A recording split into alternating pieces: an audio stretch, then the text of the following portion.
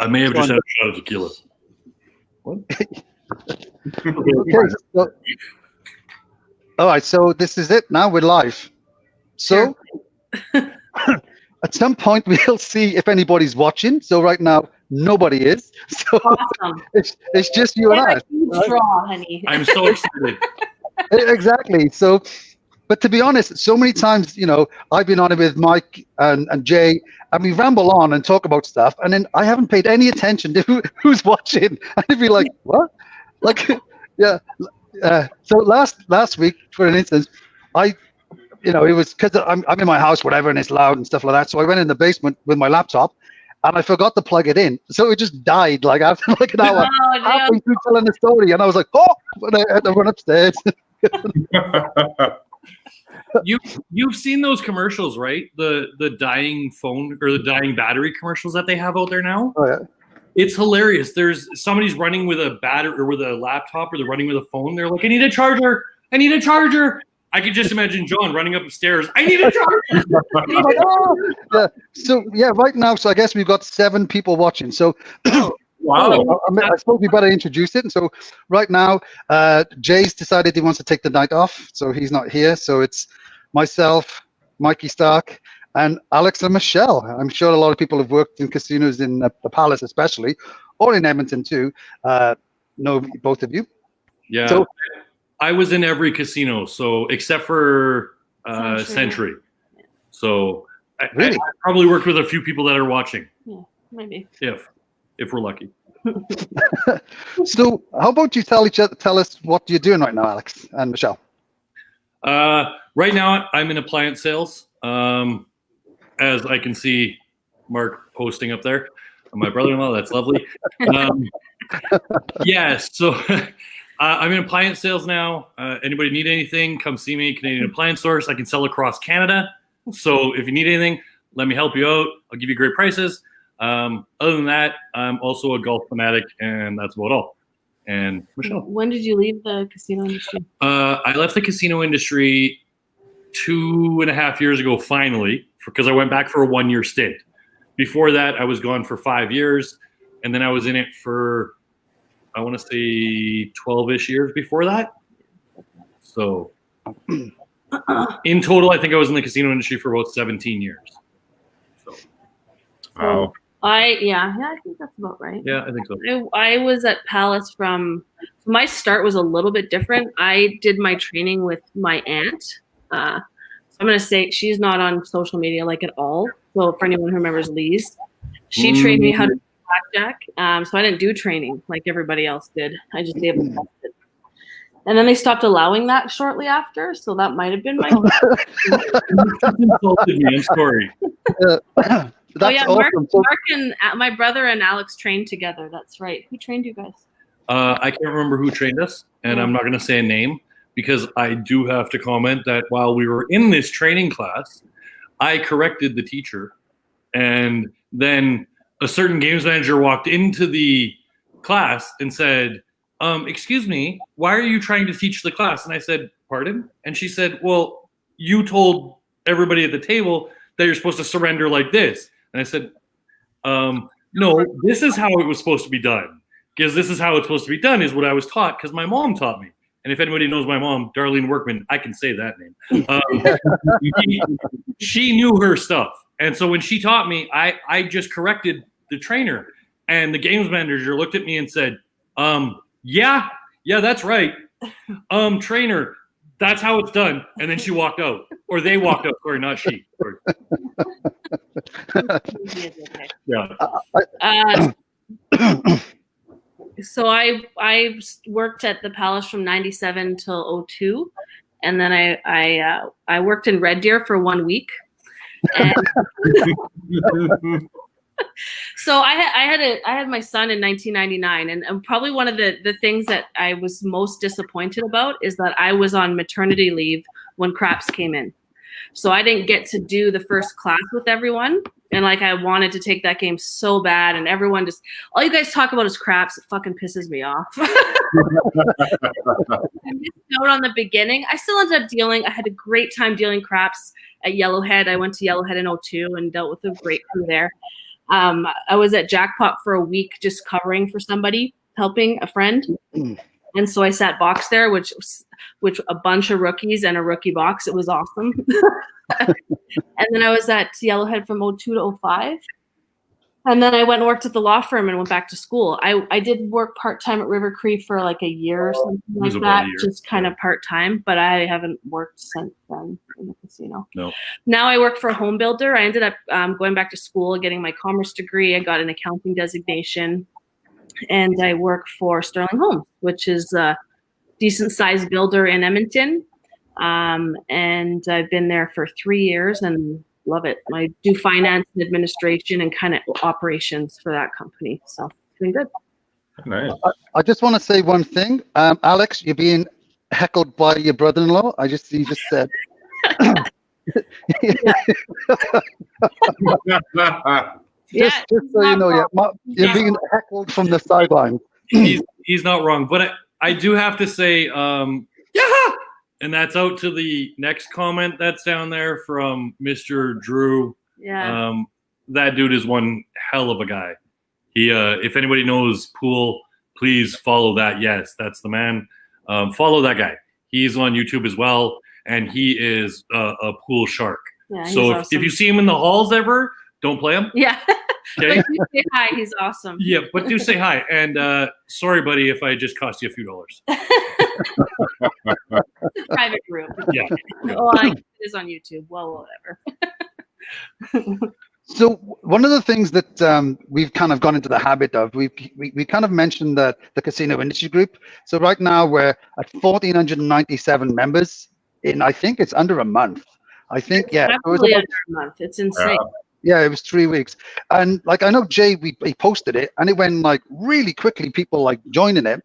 And everybody was really enthusiastic and joining it. It's kind of plateaued a little bit now, but I think because now everyone's like, oh my God, Jon has no hair anymore. I didn't have any.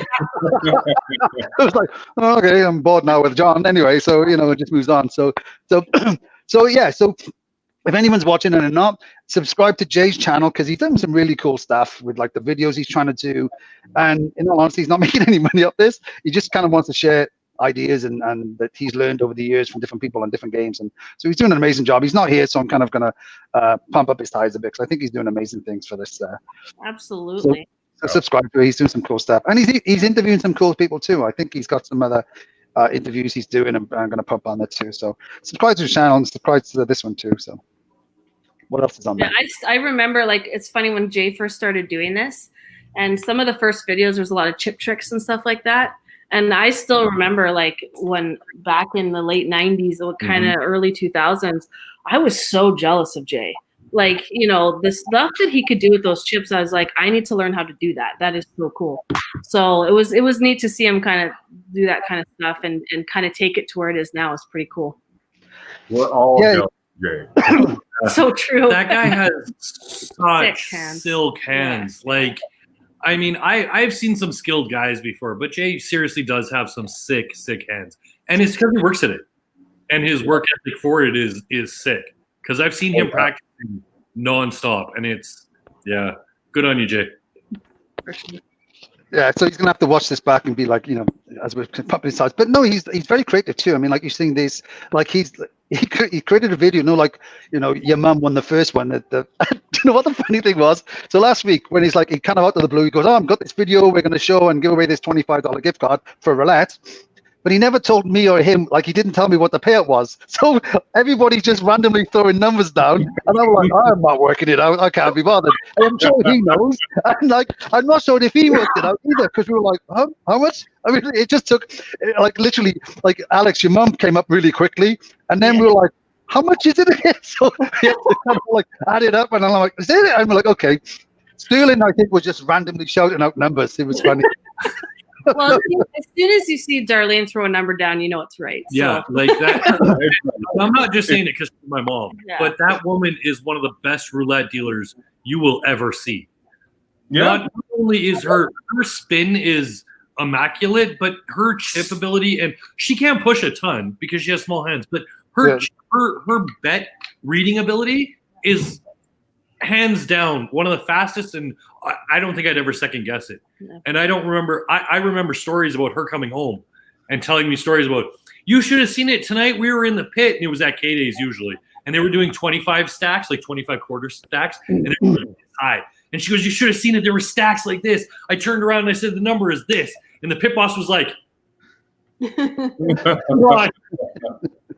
equals. Yep. Okay, you're good. And she's like, all right, shipped out already. And you're like, oh, wow. Like, props to you. Yeah. It was fun. Yeah, for sure. Yeah. But saying that though, like, you're both kind of casino families, right? I mean, like, you've all got, you know, a lot of like, you know, families and relatives, and, you know, they've worked in casinos over the years, right?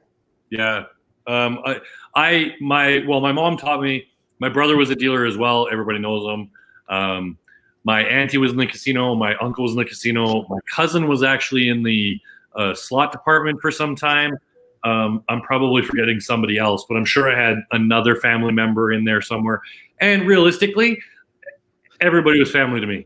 Like, I don't know how many moms and sisters and brothers I have in the casino, but yeah, I got a few of you guys out there. So I actually ended up posting about this in the group not that long ago, and I named a whole bunch of people, including some of Alex's family, because he's my family now, obviously.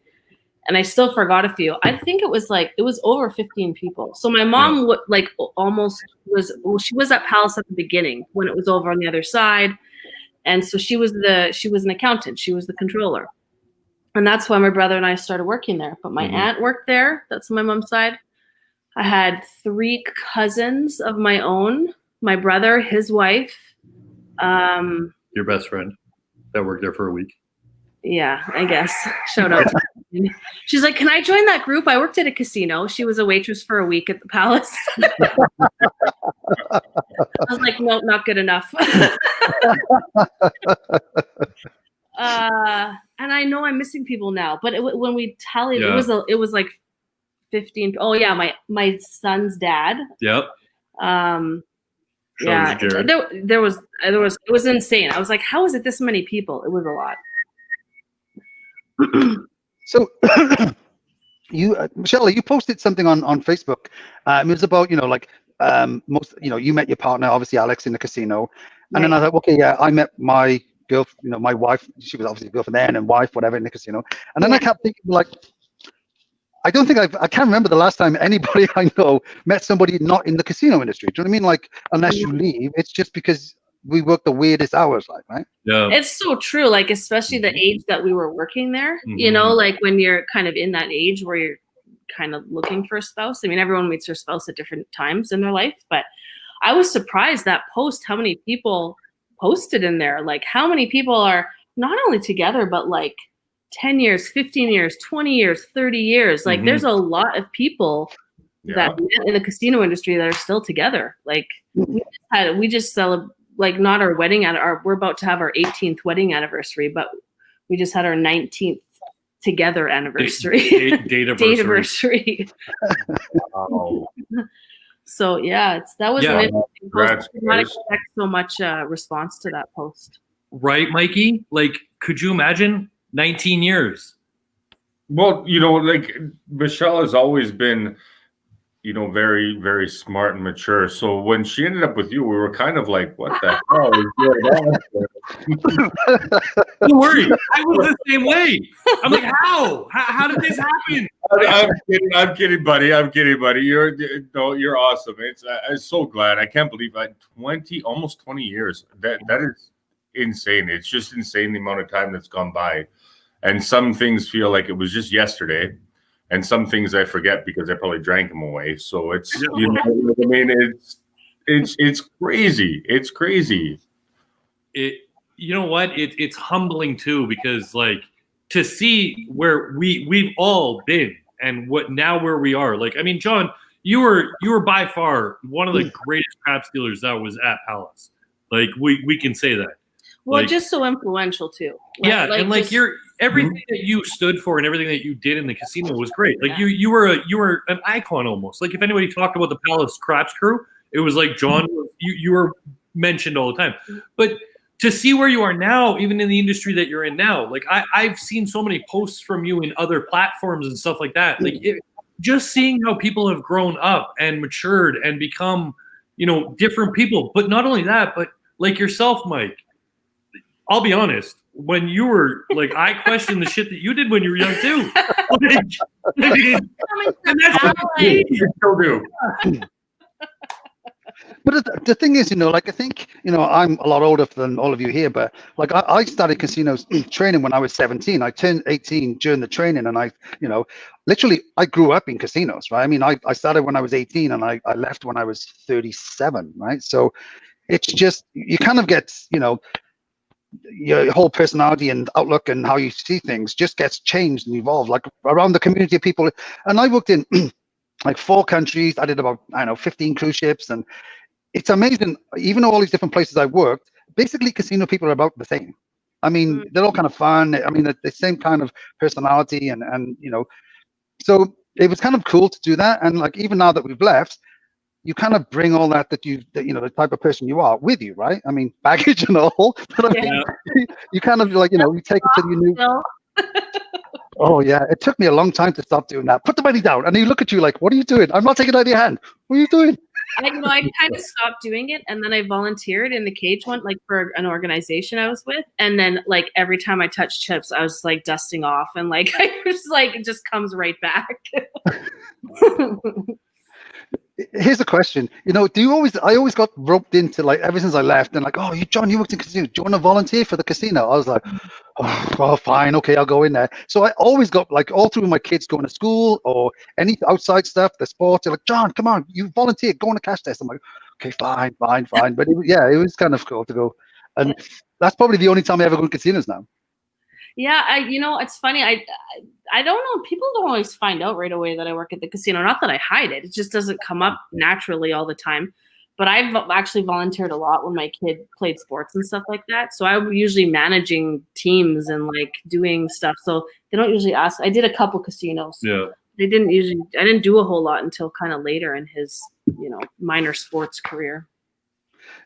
It was, I remember one time I volunteered and for a casino, and because I'm from Wales, so many times they'd be like, "Oh, where are you from?" Wales. "Oh, do you know so and so?" And I'm like, "No, really, come on, there's 4 million people there." Toronto, like what the hell? But this one time I was volunteering. I think it was like Yellowhead, and I sat there, and it was for my kids' school, and they were like, "Oh, my cousin's from Wales." I'm like, "Oh, I probably don't know them." And she's like, "Where are you from?" I said, "Cardiff." And she went, "So is he." I'm like, "What?" And he's like, "Well, what part?" And I was like, "So am I. I grew up there." And then I was like, "What is the name?" And she said it. I was like, "I went to school with them." It was so bizarre. No way. I was like, how does that even work? I was like, of all the people, I'm stuck in the cash test in Yellowhead Casino, and I went to school, like, elementary school with this guy's cousin. It was crazy. That's funny. Okay. I don't know who this Facebook user is that says, "Oh, you guys think you finally matured? We'll always be little punks to me." I don't know who said that, but it's pretty accurate. An X comment. Yeah, that probably would be an X comment. Okay, let's see. We can go on there and see who it is X. Yeah, X. No. Did. Good call, Mike. Good call. Yep. Mm-hmm. That was a great guess. You're like, "Oh, that sounds like X." Oh, it's X. Hi, X. Good to have you aboard. So X is he's incognito with his Facebook user. So yeah, we're on to you. We're on to you. So I thought it was really cool. You posted, Alex and Michelle, about like you went and did a poker cruise. So a few poker cruises. So how is that different from like being here? Like in Edmonton. Yeah, and what everybody else did about like going on the ships and stuff. So how that came about was, so like I said a short while ago, I had my son in '99. So I was 20 when I had him. And that was right around the time. Some people I think had already gone, but kind of Mike, our age, like people were like, "Let's do this." And people were going out to BC to table test. And I couldn't do that. Like I'm obviously not going to leave my kid here for 6 months and go on cruise ships. So it was just surfing online. Like I came across, I don't even remember how I found it because in 2002, like was Google even a thing in 2002? Like I don't think so. 2004. I don't know when it came around. Maybe it was Well, Oh, you know what? Yeah, You know what it was? It was Card Player Cruise. It was Card Player magazine. That's where we got it from because we were looking at. I think there was something in there Maybe where it mentioned something about dealers or opportunities, and then Michelle like found it somewhere online. Well, I remember finding their website. Yeah. I found Card Player Cruise's website. That's the name of the company that we work for, and like just looking, I'm like, oh, these are cool, babe. They charter part of a cruise ship or all of a cruise ship, and they turn the dining room into a poker room. Like, we should maybe check this out. Except we don't have any money, so maybe we can't do that. But so on the website, there was like this, work for us or whatever. So I looked at it, and you could apply. So I applied, and we got like they do this telephone interview, and so it's only 1 week at a time. So you just go for 1 week. And they turn the dining room into a poker room instead. And like there's still a regular casino on there, but it's completely separate. You're not hired by the cruise companies. You're hired by an independent company. And so we did 1 week. We maybe did like 5 or 6 or 7 cruises. I don't remember how many. I want to say we did at least 7. And we had the fortunate opportunity of becoming like Alberta's kind of reps. So anytime anybody applied for the cruise ships, with Card Player Cruises for it, they would say, hey, can you go check them out? Let us know. So me and Michelle got the opportunity where we would drive down to like Red Deer, or we'd go to like Calgary. We'd look at people and we'd watch them deal, and we'd go back to them and kind of have a couple of little conversations with them and said, okay, yeah, that's cool. And we go back and we kind of report to Card Player, and like we ended up taking, I want to say we brought probably 6 or 7 different people with us throughout the years on the cruises, and it was 1 week at a time, and it was a free vacation while you made money, and you also got to play too. I mean, I was actually going to tell a story real quick. I'll go back to it right now. But John, you were saying how you met somebody that you knew that was like a random person. So I went to JP school, and that had 3,000 kids in it. So I'll go down the street, no word of a lie. I can walk. I'm like, I went to school with that guy. I went to school with that guy. I went to school with that guy. And Michelle got tired of it. He does it all the time. I'm like, I get it. You went to school with everybody. I get it. So we were in a cruise, and we were in the middle of like, I don't know, somewhere in Mexico. It was Mexico. And before you keep going, I graduated with 45 people in my grad class. So my school was the opposite of Alex's school. So mine was 3,000. I graduated with like 998 people or something like that. So we're in the middle of Mexico, and we're looking in this souvenir shop, and Michelle looks over at me and she goes, I went to school with her. And I'm like, what? He's like, I'm like, you're pulling my leg. Like, I get it. You get tired of me saying I went to school with everybody.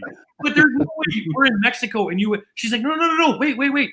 Hey, blah, blah, blah. And she looks over and she's like, oh my God, Michelle. And they started chatting, and I'm like, I feel useless. Like every story I've ever had about, I know that guy, I know that, it doesn't matter. We're in Mexico on a cruise. She's on the same cruise as us. It was unbelievable. Like, that's so cool. So one of the coolest things about those cruises, the first one we did was just a typical everyday cruise, and they have like $1 games, $2 games, and like 15, 30 games and some tournaments. But then they had, this was like I think Party Poker came out in like 2002 or like early 2000s or something like that, started to become popular. And they did a tournament every year with this company on the ship called the Party Poker Million. And so one of the first tournaments to award $1 million, I think, was on that ship. Yep. And so we got to deal to like pretty like Negreanu and TJ Cloutier and all these like Chris Ferguson, all these pros. I think we did 3 tournaments that had and then the last one where there was a few guys from Argyle that came with us. I don't want to say their names, but it was through the World Poker Tour, right? Yep. That was the one we did with them. So that was cool to meet. Like Alex has some pretty cool stories about dealing to some of those guys, but that was a really cool experience for sure. I'll definitely get into those. If you guys ever want to hear any of those stories, I'll happily tell them all because I like to tell stories. That was an experience and a half, and it's funny to see like you see these pros on TV and you're watching them play, and I'm sure there's people that are watching or people that are actually going to watch this at some point that have seen pros play and they're like, oh my God, that's a poker pro. Like, oh my God. They're regular people. Like every celebrity out there too, they're regular people. But when you get to sit down and talk, like I got to sit down and chat with Daniel Negreanu for about 30 minutes or so in between a break in one of the tournaments that they were having. And I literally sat down at one of the tables just in the like lounge area, because I was on, how they did it on the poker cruise was it was rotation, where you just get pushed and you go to each table and then you have a 30-minute break. And that 30-minute break, I sat down and I sat and talked with Daniel Negreanu for 30 minutes. And I mean, I don't know anybody in the world that can say that they've sat down and chatted with them, because nobody's as cool as me. But I'm just kidding. That's cool. It was a really humbling experience just to find out like these people are real and normal and not anything like out of the blue. They just have exceptional poker skills. And to see that live in action, like if you want me to tell a story, I'll tell you a quick story about Daniel reading a hand. Okay, so this was in a game that it was a 25-25 no limit Texas Hold'em, and it was all big pros that were sitting at the table. And Phil Hellmuth was sitting down, and then Daniel Negreanu, I think it was Daniel and Phil that were sitting side by side. And Phil had the opportunity, if he folded the hand, Daniel could look at it and then play the hand if he wanted. Everybody at the table agreed. He was playing his discards. Yeah, so he would play his discards. Okay, and so Daniel sits down and they're playing these hands, and Phil folds his hand and Daniel picks it up. He looks at it and he's like, raise. And Phil looks over at him and he's like, okay. And he just kind of sits there. And he gets out, they play it out, and I don't know if anybody's ever really watched Daniel Negreanu, but he's probably the best reader of anybody I've ever seen in my life, other than I'm gonna name his I won't even say his name. No, he was just a very very proficient losing 3-6 player, 4-8 player at Yellowhead especially, that could literally tell you exactly what the player had, but then call. Like every time. I know you have a full house, but I have to call. And I'm not even kidding. He would be dead spot. He'd be like, you have 2-3 of spades. Call. Oh, 2-3 of spades. Damn, full. Like he never wanted to be bluffed. So Daniel ends up calling this hand or actually raising this hand. And I believe it was Chip Jet, I think it was, that was playing in the game. And he ends up 3-betting him. Daniel calls. The flop comes down. It's all diamonds. Daniel has Jack-7 of spades, and he has a 7. That's it, a pair. Chip bets out. Daniel calls. Turn card, Chip bets out. Daniel calls. River card's another diamond. Chip bets out. Daniel thinks about it. He goes, you know what? I just want to show how bad Phil plays. I'm going to call. And he called a $8,000 bet on the river. And he was bluffing with ace queen of clubs, missed everything, and Daniel wins with a 7. He goes, I kind of figured you had nothing. But and it was 4 diamonds on the board. Daniel has Jack-7 off with this I was like, are you kidding me? I'm standing behind this game going, how does this happen? And Phil is like, how do I lose? How do I always And Daniel's raking in this pot just laughing. And the whole table's like, oh my God. It was really impressive to see that skill in such a high limit game. Because seeing it a 1-2 game, sure, a 3-6 game, sure, but when they're playing 25-25 for 8 to 10 to 20 grand, that's insane. Mm-hmm. That's pretty cool. Yeah. So here's a question. So while you were doing these poker cruises, did you have any pet peeves when you were dealing with them? Like the players were doing things or how the game was run? For me, it was players that would constantly react after they threw away their hand and the board would come up, because that was my biggest thing. And it didn't matter what came up on the board. You really had 2-3 7s on the board. You had some of this every single time the board hits. You have something, and it's the common player, and we all know it. Whoever's dealt poker, they're. Every single time a board comes down, I would have had, Jack-7. I would have had 2 pairs. I would have enough. Just stop. And then the ones that would brag about tipping at the end. Oh yeah. It's funny because, like, you know, you talk about pet peeves when you're dealing outside of Canada. So we, like, you know, it's a lot different than people who were on the cruise ships for months at a time. And John, you kind of dealt all over the world. It was like we did, you know, 6 1-week cruises or 7 1-week cruises. It was awesome. Like, I don't know if I have any complaints about it because it was just such a cool experience. And I don't think we did it long enough to develop, like, other than normal poker stuff, which, you know, you kind of see everywhere.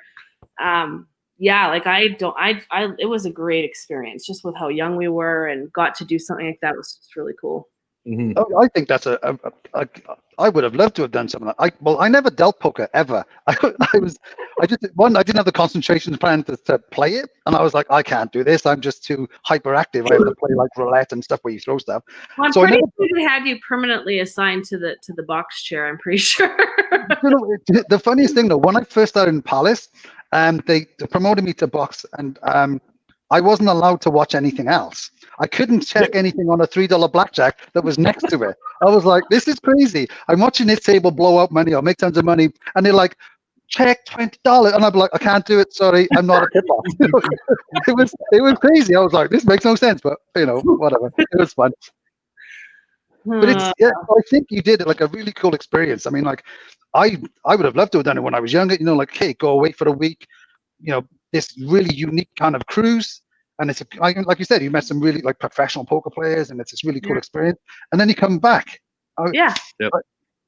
They're still around. Like they, you know, obviously now's not the time, but they still exist. We thought about going on a cruise as players, like just, you know, for fun and being able to play poker. One of the best things, you know, and you guys could comment on this about working in a casino, or in our case, the poker, is compared to all the other people that work on the cruise ship, is that the casinos can't be open when you're docked, right? So you always can go to port. Now, you might have had to work until 3 a.m. or whatever, but you always have the opportunity to go to any place you dock, right? Which is pretty cool. I'll never forget. I mean, we went to Belize, and it was one of the stops that we did.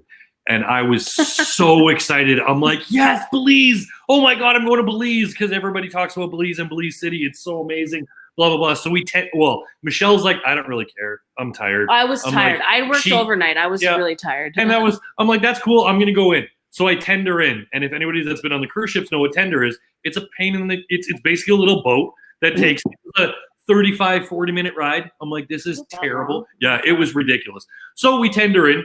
I get to the port. I walk through like the little souvenir area, and I walk out right out to the front, and I look to my left, and I see about, I don't know, 5 to 10 guys standing there, and they're all military guys, all strapped in guns and stuff like that. And I'm like, oh, that's pretty cool. I feel pretty safe. And then I turn myself this way, and I'm like, oh, and there's 5 to 10 guys dressed in normal clothes with guns. And I'm like, I'm not really sure what's going on. And the cab driver's like, come on, let's go. He grabbed my arm. He's like, let's go. We'll go. I'll take you. And I'm like, I'm going to go back to the ship now. I'm like, nope, thanks, please. That was fun. See you guys later. I'm back onto the tender and back onto the ship. I get back about an hour and a half later, and Michelle's like, what happened? I'm like, nope. Guns happen. Nope.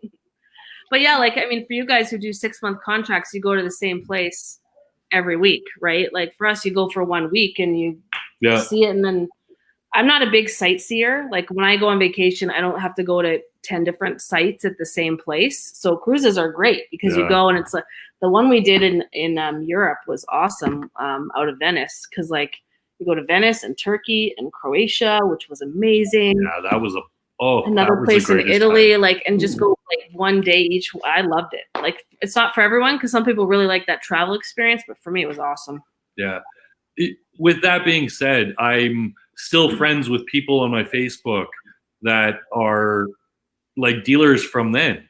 And when we were like in Turkey and Istanbul, we got some we met some great people on those cruise ships too. And I'm still friends with it. And like when we go down to Vegas, like they're floormen, dealers, whatever throughout. That's the nice thing when you're on the cruise ships too, is that they're from everywhere. Because the week-long cruises that we did, they were basically just random people. A lot of the dealers are from Vegas or the States because the company is based out of Vegas. But there is people that kind of come from all over too. And so we got to meet those people, and it was just like even like yourselves. I mean, you guys, I'm sure, have met hundreds of people from around the world that you're still friends with, which is who gets that opportunity other than the people that go on these ridiculous cruises and work ridiculous hours in casinos where you get to meet all of these random people and become friends with them. But John, you met your wife on the ships, right? Yeah, I met my wife on the ship. Yeah. Yeah, I met my wife. I was, I was late coming back from, almost missed the ship. So I came back and I was running on the ship. I came back, and I run past. We were in Acapulco, and we just had San Juan, I think it was. So I came back late and we had to do a boat drill. So I kind of rushed past. This new person joining the ship. Cool. So I got my life jacket, went up to the boat drill. We ended up having a late sail because it was like January 7th or something. So the ship didn't sail. And it was, even though our cruise ended on like January 7th, I think it was, that was our New Year's Eve cruise. It was so long, it didn't end till, so we made like a ton of money. Then we had they were like, oh, we got late flights coming in, so we're not sailing until like midnight or whatever it was. So the casino people partied like crazy up on top deck and smoking cigars, and it was just so much fun, and bottles of champagne. It was chaos. So eventually we all kind of came downstairs, and this is my wife's first night on the ship. So she's like, what the hell's going on? This is crazy. So then we all filed down to the crew bar, and it carries on, and it's all going crazy. And a friend of mine, like in the casino, was just still there in the bar, and the captain came up to him and said, do you know who I am? And he was very drunk, and he was from Scotland, and he's like, yeah, I know you are. You're the captain. Like, this Norwegian guy didn't get his sense of humor, so he wasn't impressed with the whole, like, the mess we made and the scars and bottles of champagne, and we were tipping like crazy. So the next morning, like 7 o'clock in the morning, the entire casino, 7 o'clock in the morning was just unheard of, right? So we all had to get kicked out of bed, come to the casino, and the casino manager was like, whoever told that captain last night, yeah, I know you are, you're the captain, I'm going to fire you. So we're all like, uh-oh. We all knew who it was because we're all sitting like, oh, not going to say nothing, not going to say nothing. And we had a guy on from like head office. It was, oh my God, it was crazy. But yeah, it was that's hilarious. But the only reason, like back to your point, I think the only reason I started using Facebook was to keep in contact with people I'd met who are now all over the world, and my family as well. But that's probably the reason, like, the most interesting thing I find about Facebook is to say, oh, look, my friends, like to your point, I mean, I still have friends now. They're still out there, still in different countries. And, there's even a Royal Caribbean one. I'm like, oh my God, I got friends with them I haven't seen for 20 years. It's just, I think that's really the only reason I use Facebook. Yeah, no, that's really cool.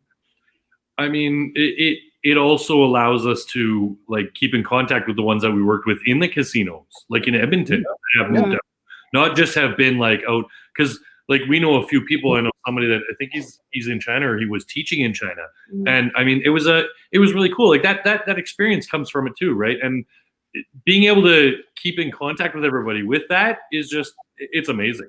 And hi, whoever's saying hi, I don't know what the name is, but and you look great too. Whoever said we look great. Daryl said you look great, and Joe Chan said hi, guys. Oh, Joe! Yay, Joe! I love Joe. I have to let my cat in. I'll be right back. I was just going to say, Alex should get his mum back on because we're going to give away that $25 gift card again. She might try and double up. Oh, there you go. All right, let's go. I am not guessing this. Before we were on, I don't know. I should tell you. John showed me the video, and I'm like, I'm watching the video, and Jay put it together really well. And I was thinking to myself, I'm like, God, I hope he doesn't ask me the answer because I'm not adding this up. It's been too long. Don't ask me. Don't ask me. Wouldn't it be funny if I get it wrong, even though I knew the answer beforehand? To be like, oh, I should write it down somewhere. I can guarantee you I'd get it wrong. Okay, I'm gonna. Well, Alex, did you want to tell your mum? Because I'll wait for your mum if you want to. Happily, yeah. Give me 1 second. I'll give her a quick call because she did quite tell her enjoyed. That you were going to be honest. Yeah, I did tell her. She actually asked me because she heard Jay. Why are you calling me? I don't know why I was calling you. I didn't. It was. Hold on 1 second. Okay. His mom she doesn't text, so. Oh, okay. Well, then I don't have to tell you that we're. She's watched. She's already there. She's already there. Someone's already answering the question that you haven't asked yet. Yeah, and 11 is very close. Just Guess again, though. Yeah. She is watching, so Mark. Mark said, "How is your mom not already watching?" She is. She is watching. And yeah, see, that's Daryl again. I'm not sure if he was guessing. He's guessing 11, so I'm not sure if he's guessing for this one or he's really late from last week. Yeah.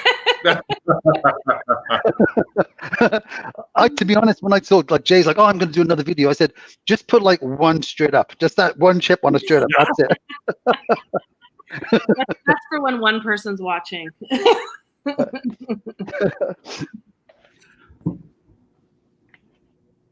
Okay. Is your mom on? Yeah. Yes.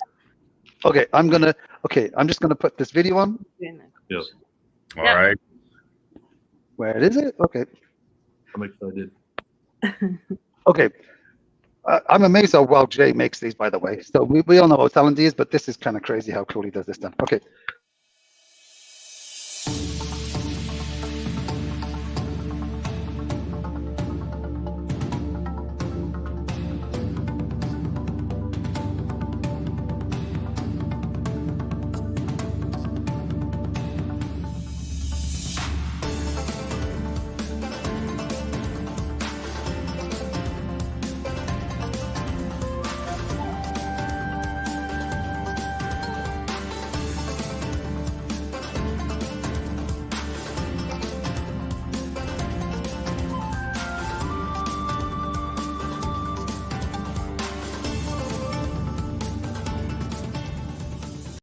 No, that's not right. Oh, I actually think I got this one. Anybody? Okay. I wrote. No, down, don't say anything yet. Oh, Joe Chan got it. Oh, we left it. Oh. Okay, so I'm looking at this on. We got Joe got 370. Darlene got 370. Colin Big at 390. Colin might have been drinking. Yeah.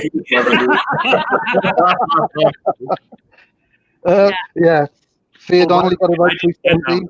I got 370 as well. Definitely Yeah, didn't get. I got 370, but I had a bit of a head start. I watched it before this whole thing happened. And for some reason, I think I'm excluded. It's like in the mice type at the bottom. It's like John can't win it because he cheats. I'm still trying to get to 370. I'll be honest. Okay. Didn't you take roulette like last? Like I did take roulette last, and that was. And then even then, we were already dealing poker all the time. So yeah. It's funny, John, because you say you've never dealt poker, and I've never dealt craps, but I've dealt every other game in the casino. Because craps is the only game my back couldn't handle. Yeah, there's a lot of bending in craps. Yeah, I pretty much dealt, because I'm 5'7", whatever. I pretty much dealt like craps for like 18 years on one leg. It was the only way I could deal.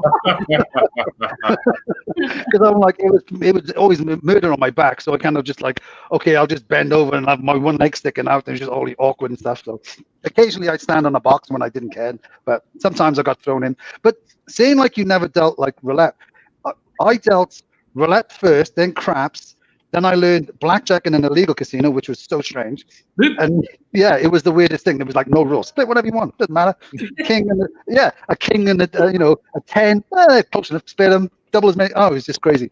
But then I learned baccarat. Yeah. Then I learned baccarat, and that was weird. And the last game I learned the deal, I never actually dealt baccarat. I was like, I don't like this game. I dealt Pai Gow, I think twice with toe. Yeah, and both times somehow I got conned out of last break. I don't know why, but somehow I got conned out of last break. It's weird how when you work with Toe that happens. Yeah. For some odd reason, it always just kind of worked out that way. I'm not really sure. Toe had that power.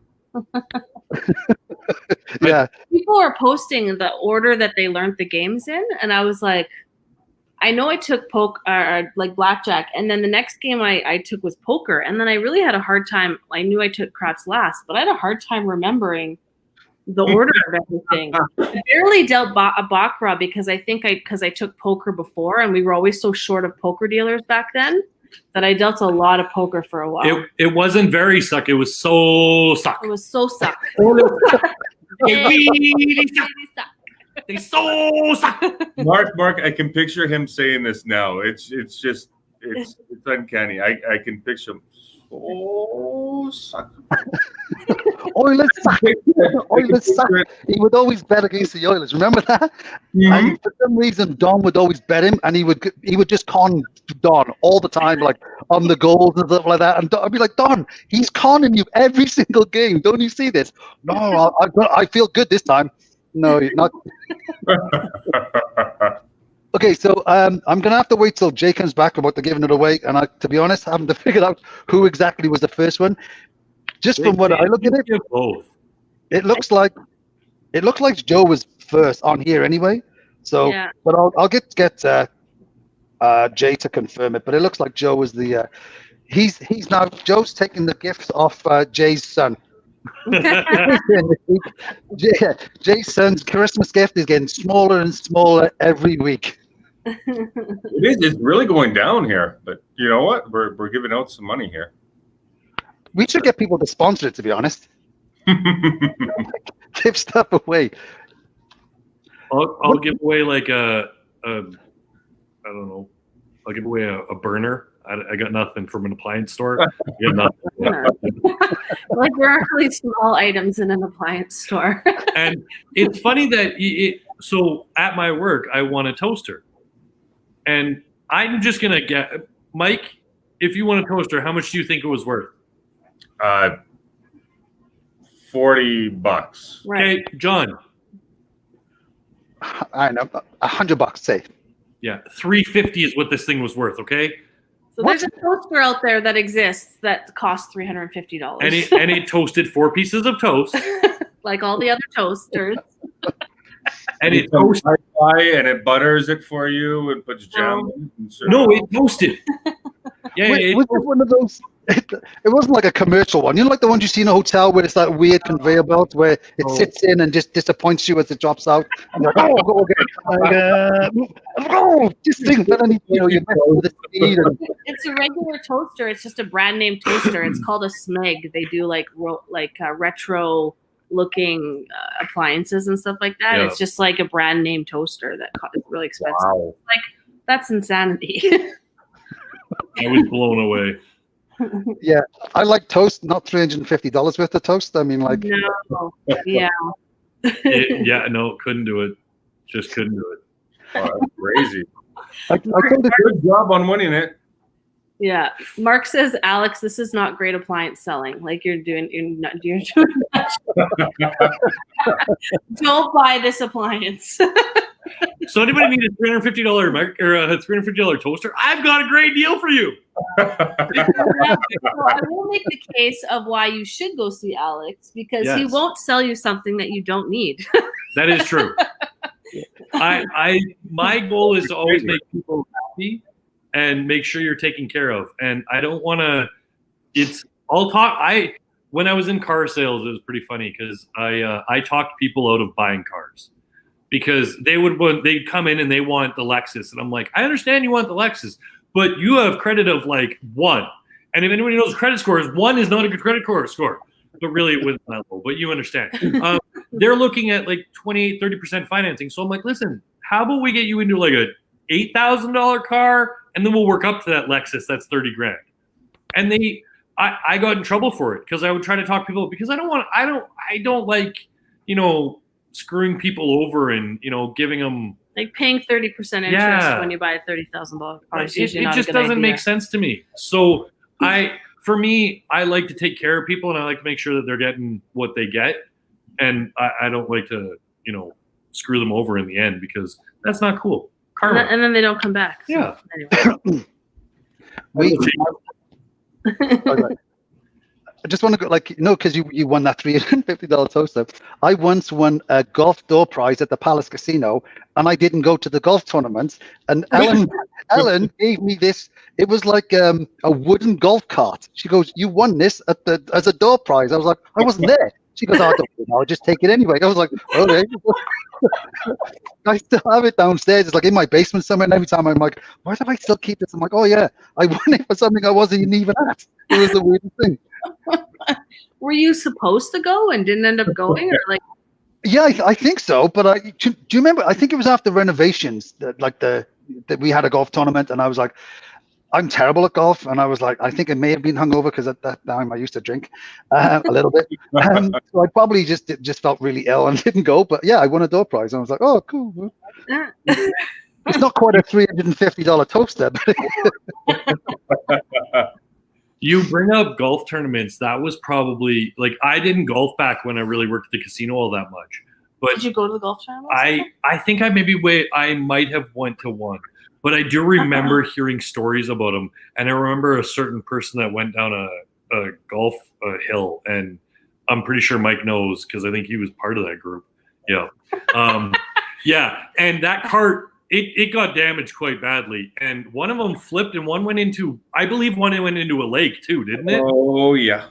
I think it's really rare to have a golf tournament from a casino at the same course 2 years in a row. Yeah. Yeah, courses actually. What's that, Mike? I'm surprised we weren't kicked out of more courses actually, because we went to, I think when that cart went into the lake, we went back the next year. I'm pretty sure. Was that at Ironhead? I think it was Ironhead, yeah. We did do Ironhead a few times, and then I think maybe the cart on the green was maybe the last straw. And then was the last straw. Yeah, the cart on the green, the donuts on the green, I think. Yeah, I think that was the last straw, and we didn't go back after that. If I recall, there was one at Legends too, going down the hill.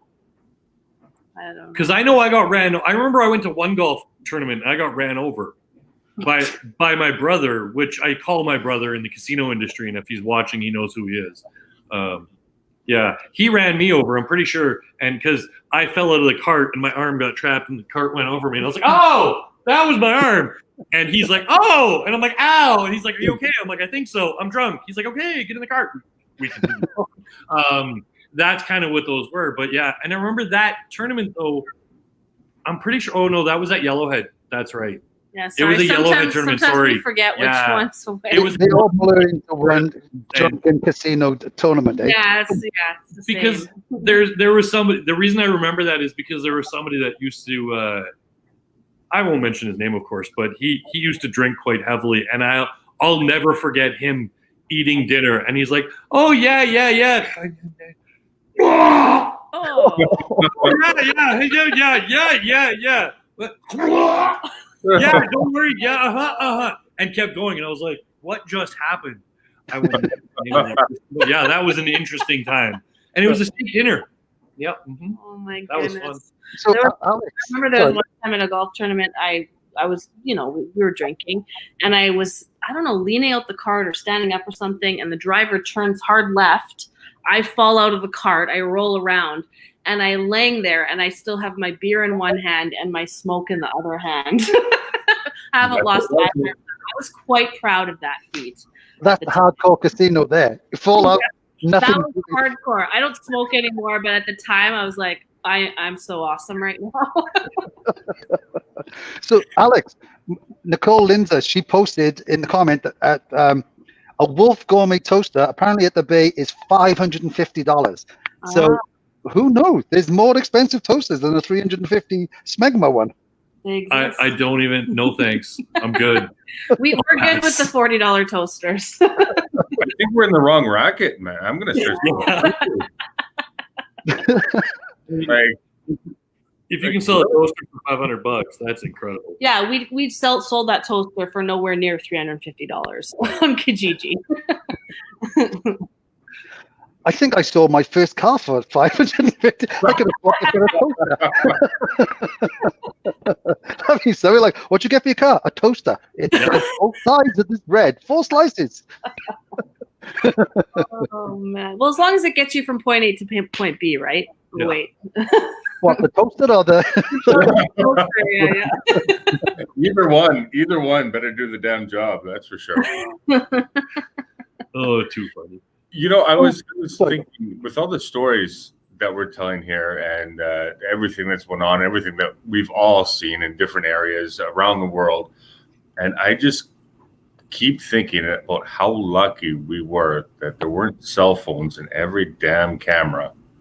Oh yeah, it's everywhere, right? So true. Yep. like we could tell our stories and like, 20 years later, it's not as big of a deal, right? And like all the stuff that happened, it's not crazy different. I mean, it is different now than it was back then.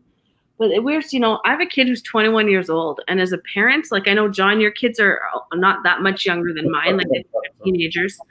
And Mike's years are even younger. It's crazy as a parent to have to worry about that stuff. Yeah. Like it's a whole different world.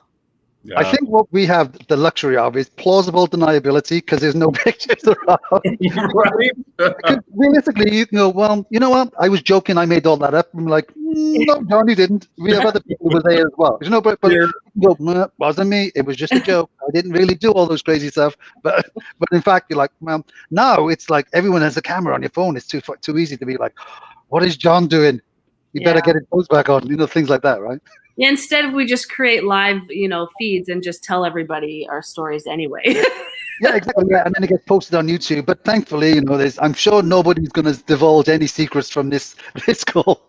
I mean, the stuff we're talking about, they're funny stories, but like, I don't think it's anything that's like, everyone's kind of done that kind of stuff, right? Like, I feel pretty lucky, like me personally, and I can't speak for everybody, but like, for me, it was like drinking and smoking. I didn't really do anything beyond that, like it was kind of normal stuff, if you will. So like, I'm not ashamed of anything that I did. I'm still glad there's no pictures, like not a lot of pictures of everything that happened. Don't get me wrong. I remember one time, it was probably one of the renovations that the Palace had. And I think I'd left the casino by this point. And I went in, and I think Rhonda and I were partying in West-Ed somewhere, and we ended up going into the casino to gamble. So I went in there, and I walked into the bathroom upstairs. And I'm in the bathroom. I'm like, oh my God, this place is so stupid. Look, they haven't even put any urinals in this toilet. This place is so dumb. I can't believe they forgot that. And I'm there and I'm just slamming it. And then I walk outside, and it didn't sink in that I was in the wrong washroom. So I walk outside and I was like, what? And I was like, oh, I was in the women's. Didn't believe that. But so I was like, I guess I was the idiot, not the people like who would think like, oh yeah, they're just stupid. They just didn't put urinals in the toilet. No, I was in the women's washroom all the time. Yeah, it's easier on the reverse. If you're a woman and you walk into the men's room, right away because there's urinals on the wall. Plus, they always smell different for some reason. John, they don't. I was cleanup. So if you want to start where I started in the casino, I started as cleanup in the casino, and I'll be honest. There was some that were not. Like, I would rather be in our washroom than in the other one. There's some that, like, I don't know how they hover like that and it goes everywhere, but it's interesting. But that's where I started though, as cleanup in the casino, and then I went into it. I started when the Palace was at Annie Jewelers, like back in the day. How old were you when you started? And I started when I was 14 years old. So when Alex was 14, you could work in like janitorial or cleanup or whatever. Up till I think it was 14. I was 17. 14. Yeah, I was 17 when they technically fired me. Well, no, it was they let me go once. Oh, I thought it was twice. They only let me go once. So they let me go because the liquor law came in, and once the liquor law came in, they couldn't have minors working in the casino. But before that, I was walking around in the casino, and I'll never forget the most amazing people at the original Palace Casino, the stories I could tell from there too. Wow. Like Lily at the concession? Yeah. If anybody knew Lily at the concession, that lady was the most amazing. And she made the greatest Denver sandwiches ever. Oh my God. I dream of those things still to this day. Was that Lily who ended up working in the office as well? Was that the same? Did she end up? It was, I don't know. It was Laurel's mom? Laurel's mom. Yeah. She was working for ages. Yes, I remember that. And everyone, I know, obviously I wasn't there. I came in January 2000 when I came into the Palace Casino, and so we'd already moved over. Mm-hmm. Here's a weird story. So do you remember when they added on the next, because my first shift in the Palace Casino, we used to, you go down the stairs, you used to have to go up the stairs to the staff room. Remember you go up those stairs? Mezzanine was in the middle? Yeah. When there was a mezzanine, yeah. Yep. And so, excuse me. And I remember there was all like cigarettes and all these different things on the table. And I remember sitting down on a break, sitting down in the chair, and someone said, "Oh, you can't sit there." I'm like, "Well, why not?" "Oh, that's Shirley's chair." I'm like, "Oh, is she here?" "No, but that's her spot." I was like, "Well, she's not here. It's okay. I'm not going to do anything." "Oh, we can't sit there." So it was like everyone had like a designated spot. I was like, "This is so strange," but whatever. I'm like, "Okay, I'm first day here. I don't want to sound like rattling I cages." don't want to rock the boat. Yeah, so I was like, okay. I was like, where can I sit? So I was just kind of randomly trying to sit everywhere and trying to remember who was where. And I was like, this is like some weird chess game. But and I remember when we did that the renovation. Remember they kind of like you could go up those stairs and they put a door there because they built on the other side. I went through it one day. It was open. Someone unlocked it, and I was like, oh. And he went, and it was like a ledge, and it was all construction. So I was like, oh, this is cool. And I'm just watching. And then I looked behind and I let the door close and I couldn't get back out. There was no handle on the door. I was like banging on his window to try and get out, like, ah! And I couldn't get down. It was too high to jump. So I was just like, I can't get out. It was, yeah. A bit of a hazard. Exactly, yeah. So someone eventually like saw me like, why is this stupid foreign guy just doing that up there on the window? Maybe we should let him out, you know? It's okay, he's from Wales. Exactly, yeah. He can't understand doors. He probably don't have them back there. Those silly guys, they don't know across the pond. Why are they here? Like, geez. Exactly. You know, he can deal crap, but he just can't understand the doorknob, apparently. I don't know who said. Someone said, "Oh my goodness, John, same thing happened to me, but it was Janet's seat." Oh my God, that's so funny. Oh yeah, Janet. Janet. Yeah, Janet was a good friend of my mom's and still is. And she, you didn't mess with her. No, yeah. That was Sam Shistianko posted that. Shall I tell you a story about Sammy? And I keep bugging her about this all the time. Yeah. I'd never played Big Two before ever, right? So you know we play it on break. And it was like, okay, if you lose, then you have to deal. So one afternoon, one day shift, I dealt every single break because she only explained some of the rules each break. So I kept losing every single break. I was like, you never took, oh, that's that. Yeah, sorry, I forgot to tell you that one. So every break I had to deal because she's like, oh, yeah, by the way, yeah, you can't do that. That's not, I was like, oh, my God. It was fun though. Big Two, probably the best game ever to play. Yeah. That's fun. Quintessential casino breaks. Big Two and a cigarette. Yeah, for sure. And I'm sure, I don't know who it was, but somebody posted it in the group. Does everybody still eat like their food really fast? Food really fast. And y'all have never seen somebody eat until you see me. Like it's like three bites for a burger, and like the fries are done in 13 seconds. And if you're having even a big steak, I'm done. I'm looking around at everybody. I'm like, oh, you guys are still eating. I'm like, oh. I'm like, I'll just sit here for like 15 minutes while you guys eat because I'm done. Because when you're in the casino, it's literally, if you had to go to the washroom, or if you run upstairs, grab your food, come back down, your food was late. And then for the smokers, I was never a smoker, but like anybody that smoked, I like playing the touchscreen game, stuff like that. Like you had to organize that 15 minutes. Like, okay, I have 8 minutes to eat. And then if I don't eat that in the 8 minutes, we're screwed. And then everything goes off for the rest of the break.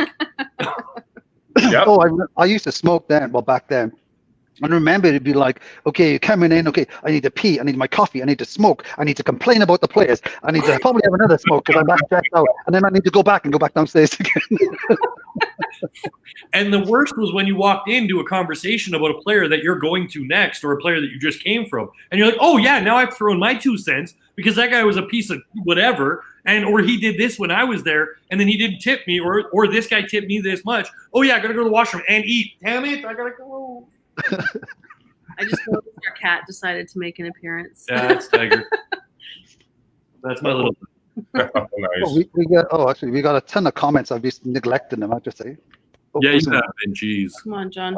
Well, you know, they keep saying, oh, Jan. So most of them say Facebook user. I don't know.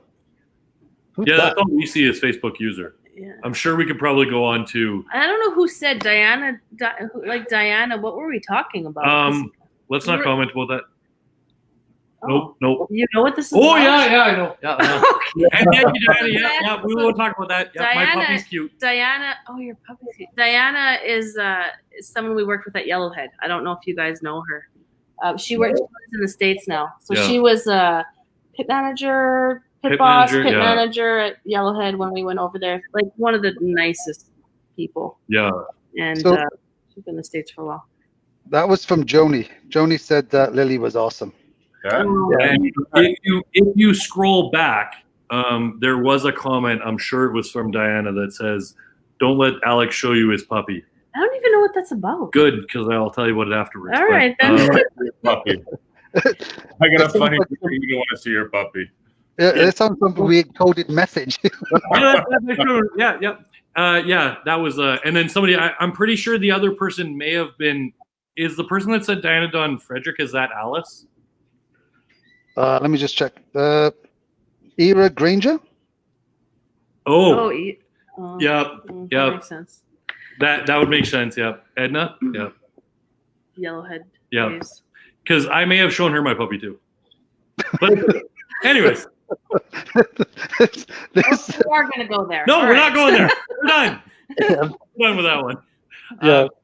But okay, so I do have to tell this story because it came from our poker cruises, and Michelle, I don't know if anybody knew this about her, but she's talented in every aspect of life, and she wrote an article in the Card Player Cruises about the story that I'm about to tell, and it was probably one of the coolest hands that ever happened in poker for me.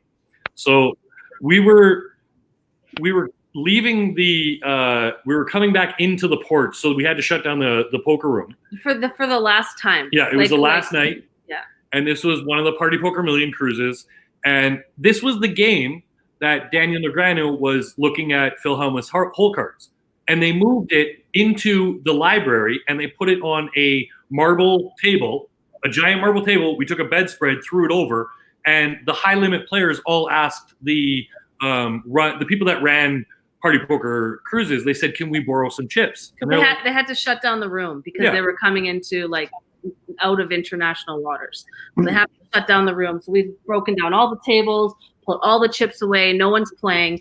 And these guys were playing on the last table. So they broke down everything around all these pros playing like, I don't know, 25-50 no limit. It ended up being a 25-50 no limit when we were at that point. And then we got to the point where it was the last table. They're like, okay, guys, we got to break it down. So they moved the game to basically their own private game, not run by the company anymore, and no rake, and moved it to like this random room in the ship on like a marble table and bedspread. So Alex dealt half hour on, half hour off with another dealer. Yeah.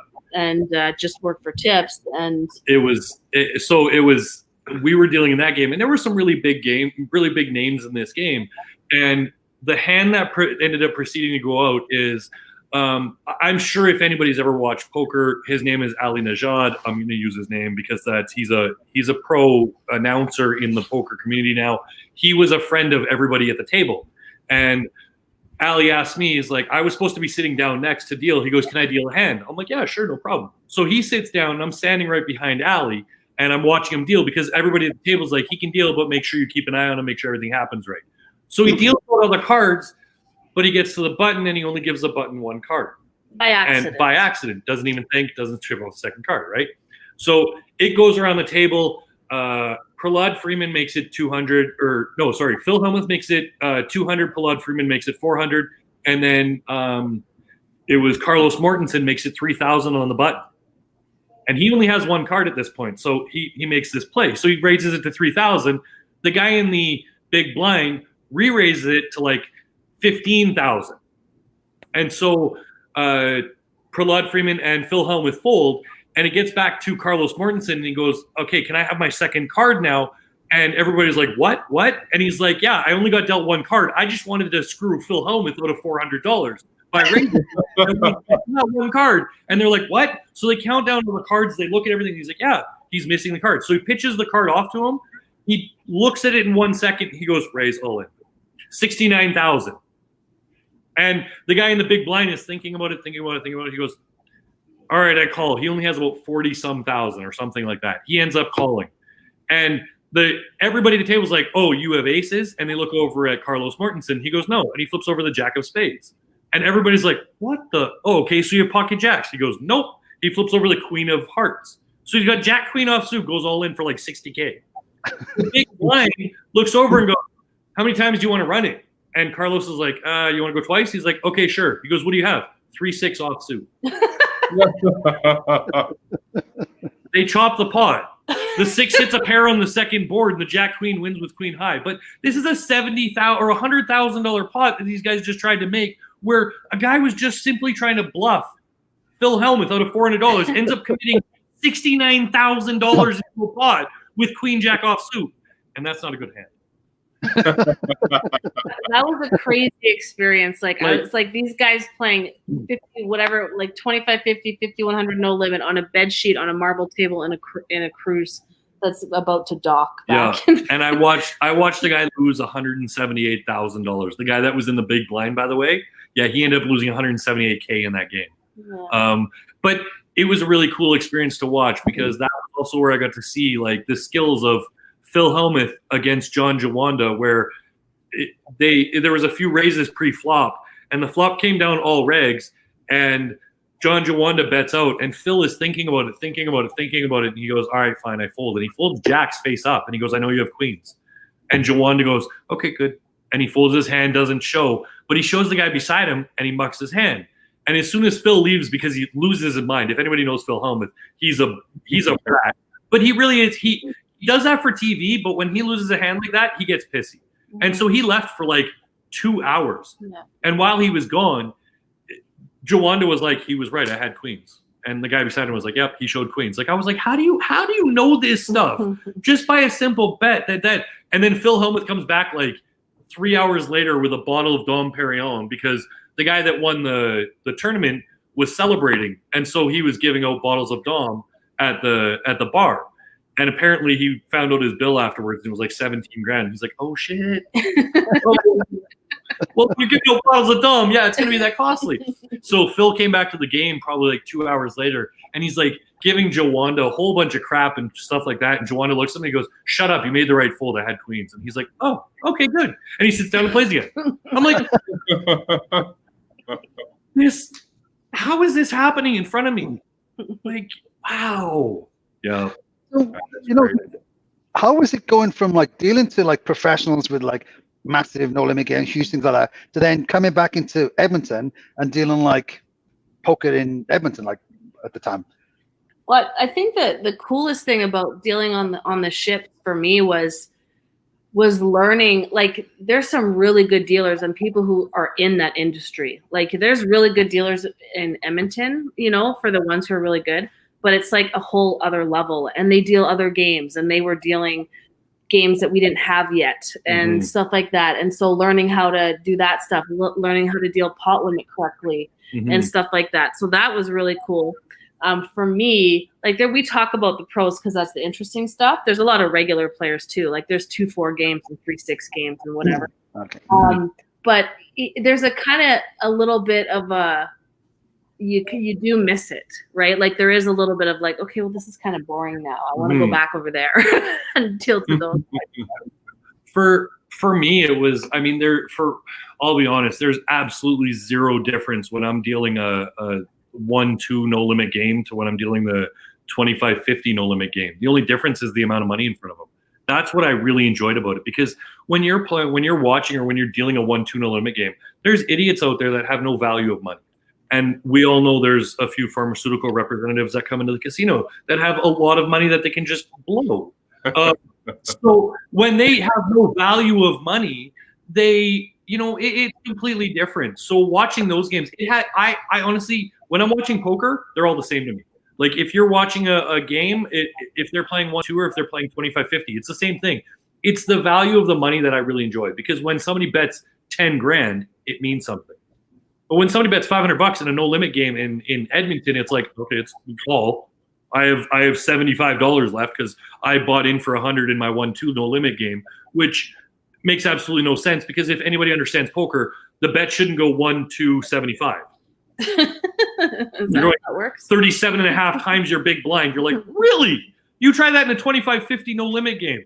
25-50. Oh, 37,500.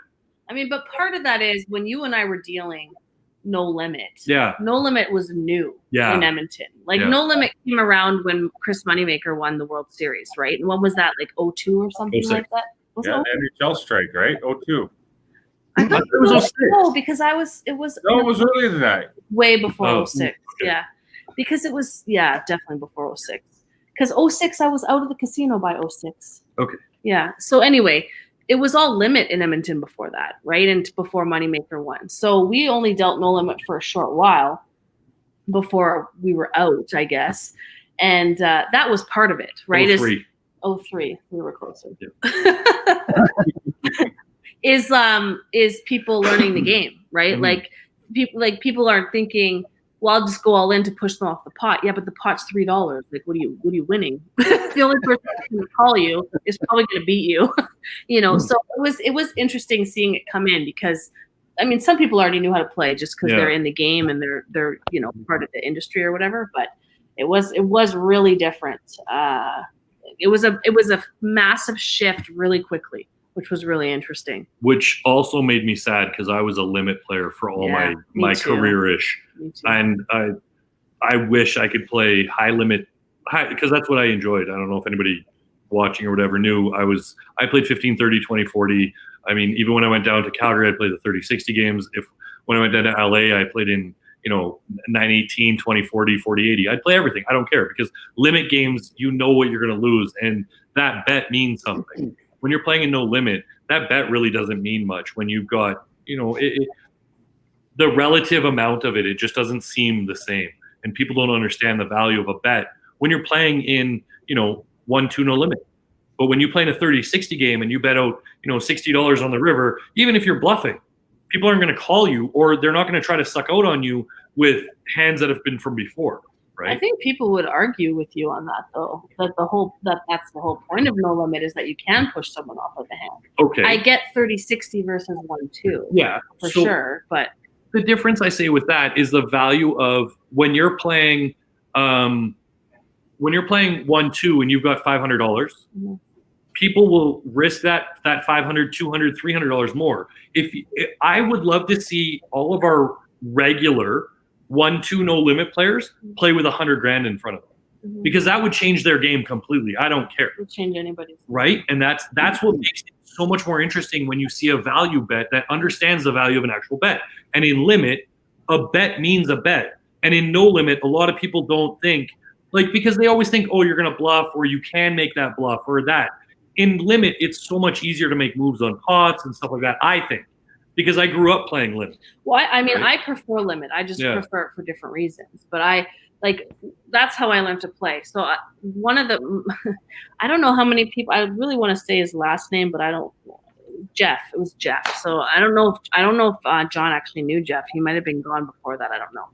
But I learned to play poker kind of on my own. But I learned from Jeff the thing that kind of changed my poker outlook on poker. And he was a really smart guy. Well, I'm sure still is. I haven't talked to him since I worked at Palace, but he taught me about bankroll management. So he played and did well. He taught me about tracking. He taught me about bankroll management. He said, you can be the best player in the world, but if you don't manage your bankroll or pay attention to what you're doing, it's pointless. The swings are too big in poker. If you're playing to try and make money versus just playing for fun.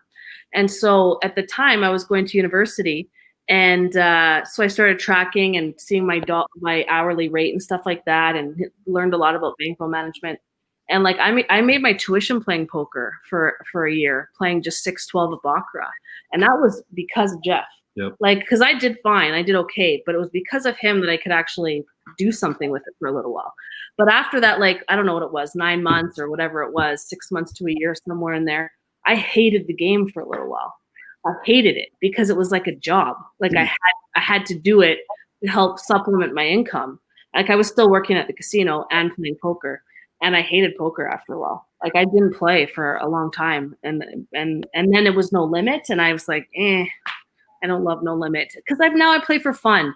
So I don't want to risk my $100 or $200 in the first 3 hands, right? With limit, your money just lasts longer when it's more of a social thing.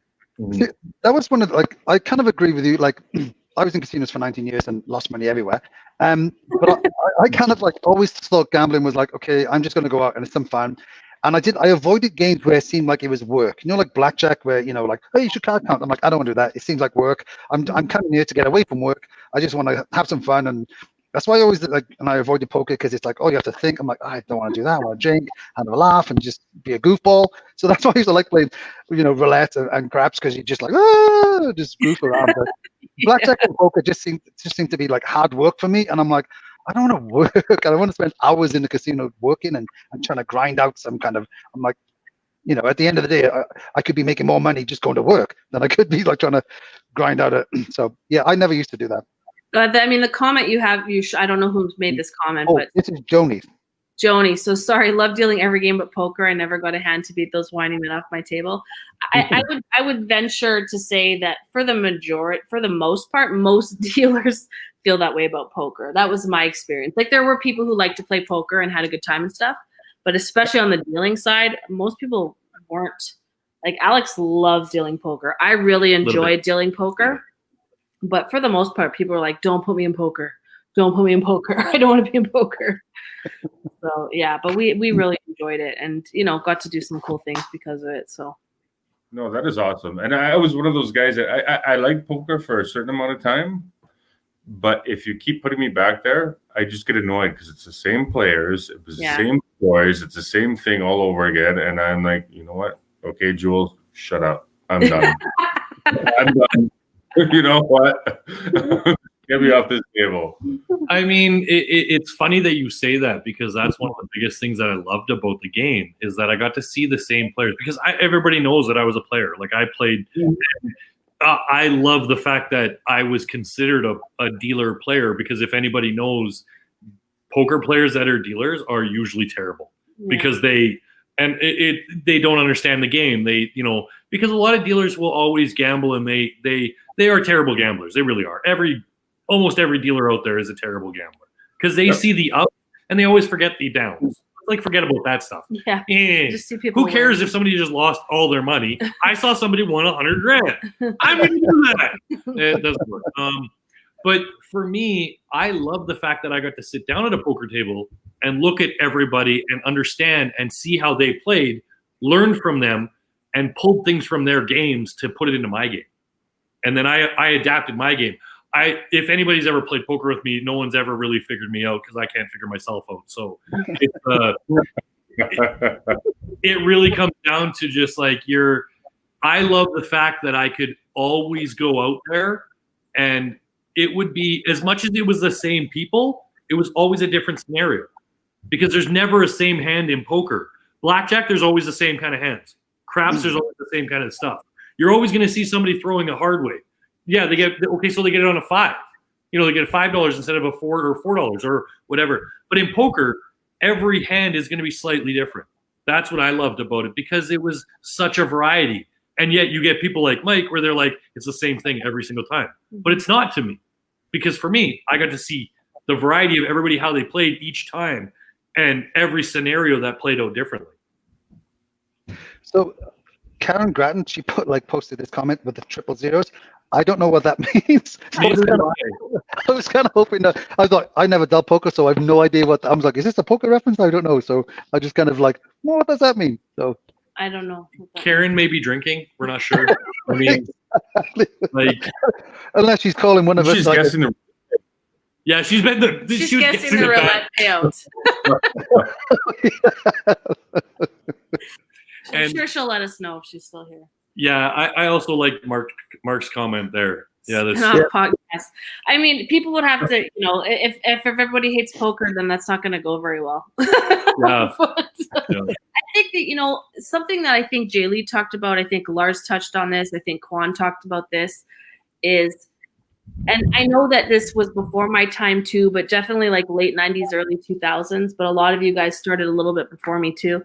It was just like the competitiveness and like the pride in doing the job well and correctly. Mm-hmm. And so like in poker, it's not a super complicated game, but the best dealers, there's a lot of technical ability that goes along with it, whether it's pitching cards or just sometimes it's really just following. Like when you get into dealing pot limit and stuff, there's definitely some skill there, but like just every day, like I remember going to the casino to play since I've left, and I just get really frustrated because every single dealer, like rolling the deck and like, just things that don't take a lot of effort to do correctly. It's just really frustrating to see. I don't know, maybe I'm sure there's still dealers out there who take pride in doing it correctly. But it was really frustrating. I found when I went back I had a hard time finding dealers who cared about doing the job well. Mm-hmm. They were just like dealt. I don't know. That was my experience, but we talked about this before, and like I was on that one with Quan, and and I brought it up, and I think Mikey done too. I mean, like when I first came here, like on craps, look, all the guys who dealt it were all really good at other games, and they were all very competitive. They were that from other games too. But I agree. I mean, I've gone into some of the casinos, and I rarely go now. And we go in, and I'm like, they're not even talking, not even calling the numbers. It's like yeah. Like, how awful are you? You're literally pulling cards out at $15 an hour, minimum wage, whatever that is, yeah. And not even saying anything. And I was like, there's like no pride of like, I'd like to get better at this. And it's not just like one, it'd be like, there's like lots of them. I was like, oh my God, it's like, this is the new low standard of dealing, right? It's just like, wow, this is a really low bar to get over. Yeah, like I when I first started working at the casino, I wanted to learn every game tomorrow. Like I wanted to learn all the games as fast as I could. And they were like, well, you have to be here for so long. I'm like, come on, like I just want to learn all the games. And then you want to get good at all the games. And then you want to be better at everyone else at all the games. And then for me, I ended up teaching a blackjack class at Palace. I taught a couple poker classes at Yellowhead. I loved that. Mm-hmm. I wanted to impart that on the next group. Like I love teaching. Like I've learned even in my career, I always enjoy like imparting knowledge and teaching people. And just for them to do it, just to make it all better, and so it's like sometimes it's frustrating. Like some people try really hard and that's just not their thing, right? I always used to say you don't have to play poker to be a good poker dealer, but the best poker dealers are usually players. Yeah. Just because they understand that extra level, of the game. So I just, I mean, I don't play a lot anymore, so I really couldn't comment on today. Just more my experience when I left for like probably 10 years after I left in that 10-year period. I hardly go anymore, so I couldn't talk about right now. But because like, and Mark just mentioned here, like, it's just as bad in Vegas too. Dice games are exciting as the morgue, which is, and to be like, I really think, and I think, I'm from Wales, and you all know that, and like pretty much dice in Britain has died. There's like a couple of casinos in London that have it. One in Wales, where I'm originally from, the Cardiff, the casino I trained in, they have it now, but for the longest time they didn't have it. And I think there may be only 6 tables in the entire country. Right? You think there's 70 million people and only 7 tables, but I just think there's a lot of the artistry that there was with the, how we dealt, and it's just lost. And I think one of the reasons, like Jay and I have talked about this, why he wanted to do this kind of this channel and this kind of thing was to kind of like reconnect people who never saw, like, Alex and Michelle and Mike and others, people on here, how they dealt, and how to just say like, hey, they used to do some really cool stuff. And I was like, oh my God, man, these are awesome. You know what I mean? So I think that was, some of that is lost, right? There's like a different generation. I mean, I left the Palace where I've been in the business 19 years. And I remember I felt super old when I was like, how old are you? 18. I'm like, oh my God, you weren't born when I started. Like, oh my God. Okay, this is it. Time out. I'm done. You gotta rethink this and maybe do something else. I remember, so John, you can correct me on this because it's just I remember something hearing, and you have more of a global experience than I do. But I remember, so we used to learn to deal roulette, and it was so much fun because we'd have players that come in and just stack crazy amounts of chips. And then I remember going to Vegas, and we walked by some roulette tables, and there was like 3 chips on the layout, and I was like, that is freaking boring. And it was like seemed to be like that everywhere I went. And someone I remember said to me once, well, yeah, in Europe, they don't play lots of, like, that's an Edmonton thing. Like, that's not a global thing. That's not how people play roulette, by putting like 20 chips all over, like betting 100 chips a spin. They put like 10 chips down. If they want to bet 5 per space, they play $5 chips and they put 1 down. But in Edmonton, maybe Western Canada, I don't know. So I don't know what your experience has been, John, but I used to love dealing those games. Well, Well, I worked in 3 in Cardiff, 2 in Bristol, 2 in London, 1 in Blackpool. So I did about 6 or 7 casinos, I think it was, in Britain. So, in London, you see like crazy action, like dollar-wise, right? The amount. But the casino I learned in, and literally was that, we had 12 roulette tables, 7 blackjack tables, and a craps table. So roulette was more popular than any game. And you would get like, Saturday night was awful because it was like all the drunken people would come in, and it was like shitty games, just lots of it. It would be like, but then the rest of the week we would get, you're paying out 300 chips a collar, and it was just like, and that's you get these fun. Like, to me, that's fun. Like, that's the fun. Yeah, and it was like we had, I think at the time we had about four like chipping machines, right? And they used to kind of like unplug for one, and we'd have to push them around. You'd have like 3 chippers for 12 tables, and you'd have to, and me being sometimes as a dick, you'd be like, I'm just going to jam this one. You just jam. Like a friend of mine. I used to love chipping though. Like the chipper machines were fine, like they were great, but I used to, like that's a skill in of itself too. And if you're a really good chipper, sometimes you're better than the machines. But yeah, I just love those roulette games with like huge chips and like figuring out payouts and seeing who gets it first, and like that stuff was fun. Well, actually, last week Jay and I were talking. I can't remember. I think it was with Mike. We're saying about which is the hardest game to deal, like roulette. Certainly at the time, roulette or craps, right? Mm-hmm. And personally, I think there's a lot more complexity to roulette, especially some of the places I dealt, where they'd have, like the racetrack, for the neighbor bets. Mm-hmm. Like I dealt with 2 places. One had the racetrack where they'd be like, 2, 4, 6, 7, the neighbors by 5, whatever, and they throw the money in, you just put them on.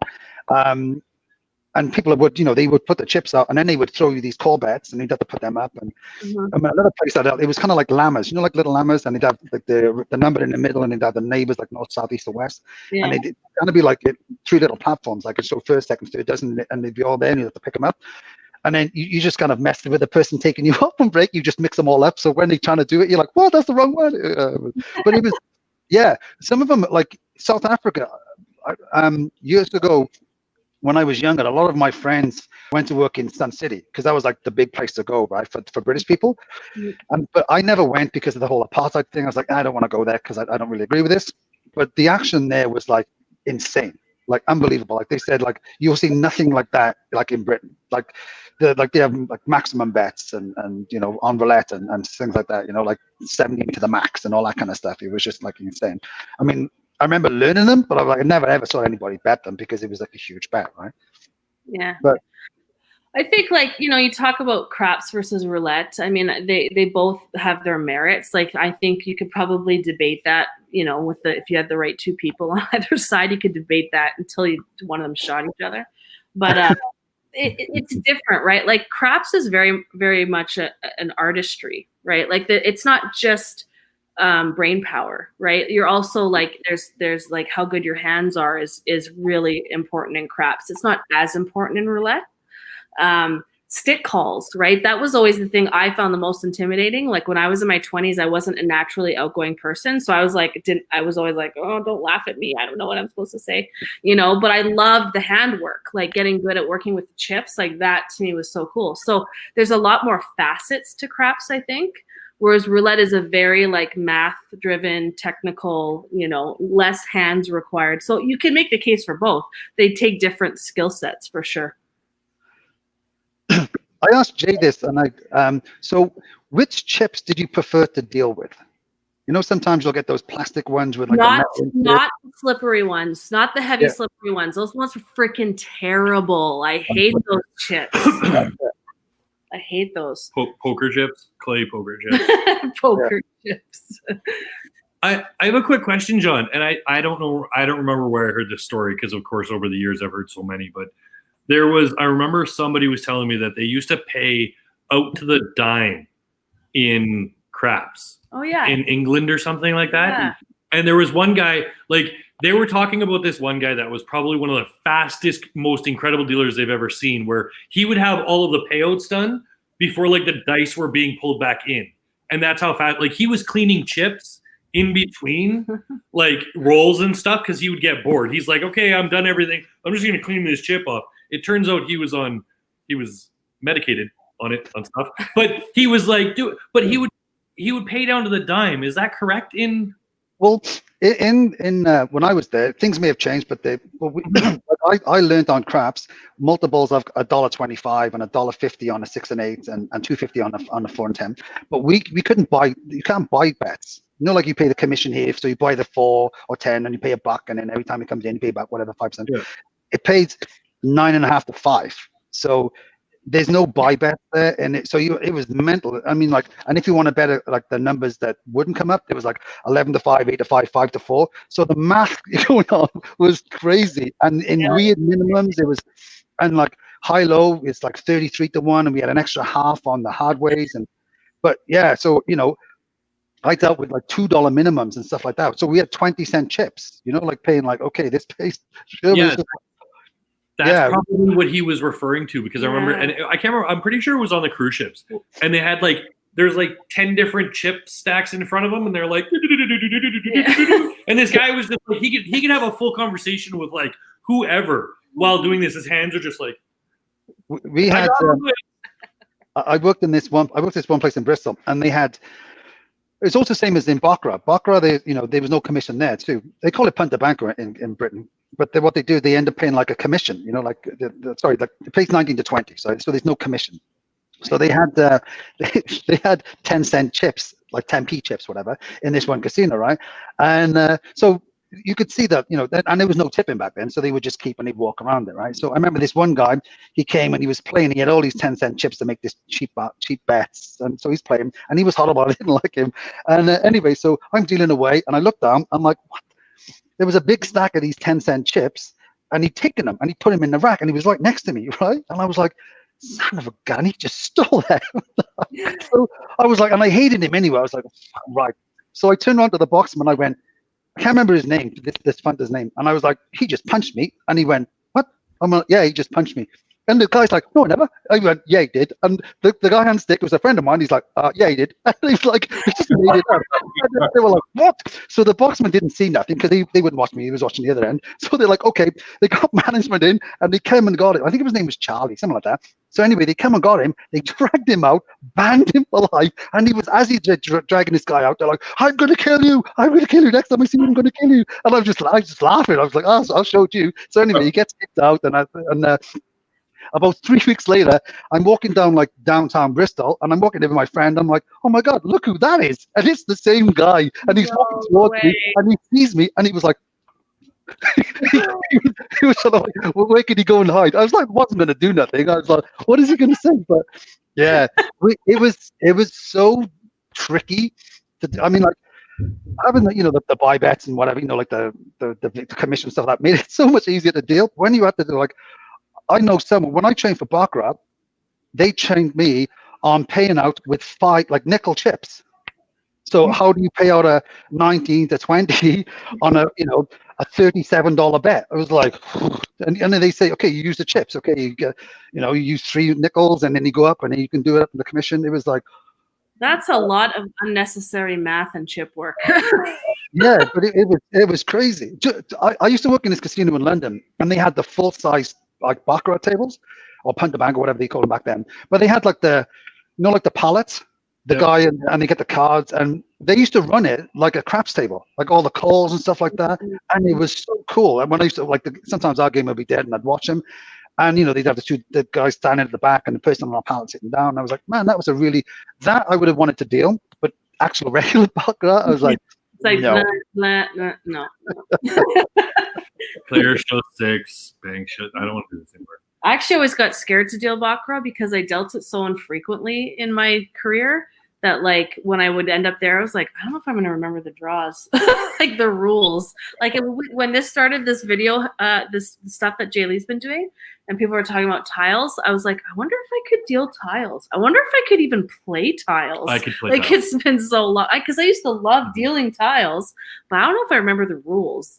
And then I don't remember the exceptions whatsoever. So. Well, the exceptions were different at different casinos, so we could kind of get away with that with not knowing that fully. But I think I can remember most of the. I'd have to have a tile set in front of me for me to figure it out. But I'm pretty sure I could remember all of the exceptions from Yellow-Eyed, and they had 2 or 3 that were just like why? Like, why would you play it that way? But it makes sense. I mean, to gear towards the casino to win, not as a player winning, right? It makes sense. But that was probably one of my favorite games to deal with. Was tiles. It was a fun one. Yeah. I actually, when I the 2 times I dealt Pie Goat, I got offered to get me tiles from somewhere in Chinatown. And I was like, okay. He goes, I'll pick them up. And I said, okay, I'll give you the money. And then when he brought them in, he wouldn't take the money off me. So I actually found them under my bed one day. I was like, what's this? Like the little weird, like brown, like fake alligator skin. And I was like, what the hell? And I was like, oh my God. And I showed it. It was like, my God, Pie Goat tiles. My kids were like, what is that? That weird domino. Dominoes. Lars, that's one of the best stories of all time. Yeah, you remember that one. And it's weird. For some reason, I can't remember, to be honest, really how to play it because it's been 20 years since I tried to deal it.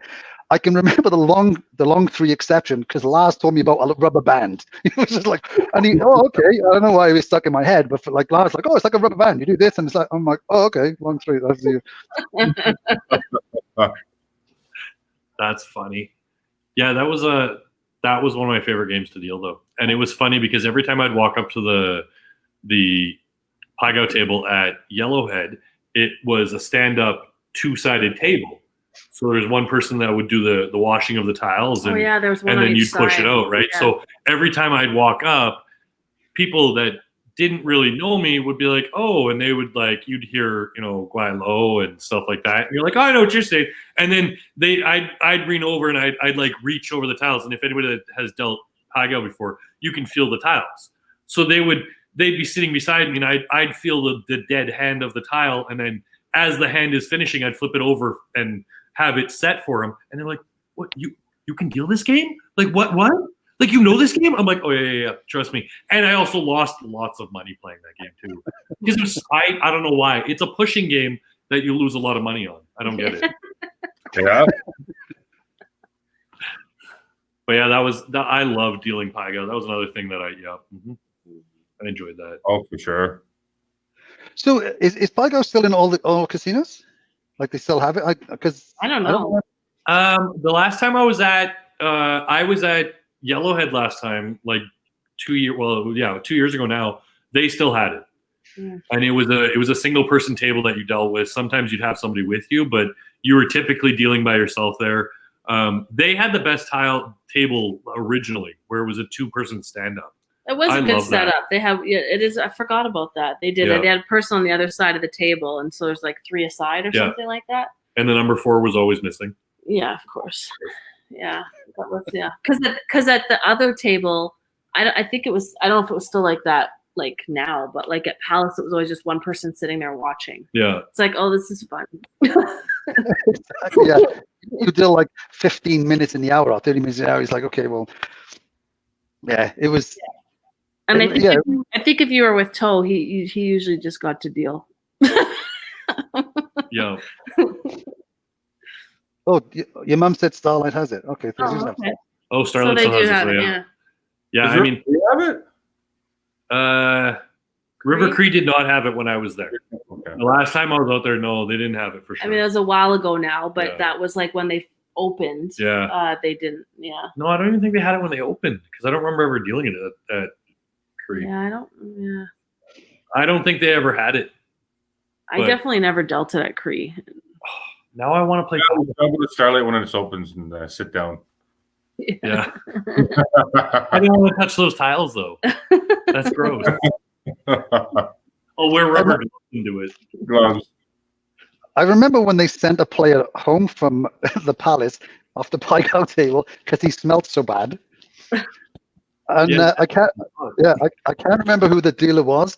He kind of shouted as this guy they spoke in Chinese or whatever, and they were like, oh yeah, you got to go because the other players are complaining because you smell really bad. And he's walking away, and the guy's like, and don't come back until you've had a shower. And he was like, okay. But it was like, oh really? You could just shout, and he's like, okay, bye. You actually deal with a lot of that, when poker went 24 hours. Yeah. You have guys that would have been there for 3 days that you had to send home. They'd go nap in their car for an hour and then come back and play. Yeah. And we had to send people home. It got pretty crazy. I remember because that was after the renovation, wasn't it? But after renovation, like the poker room went 24 hours.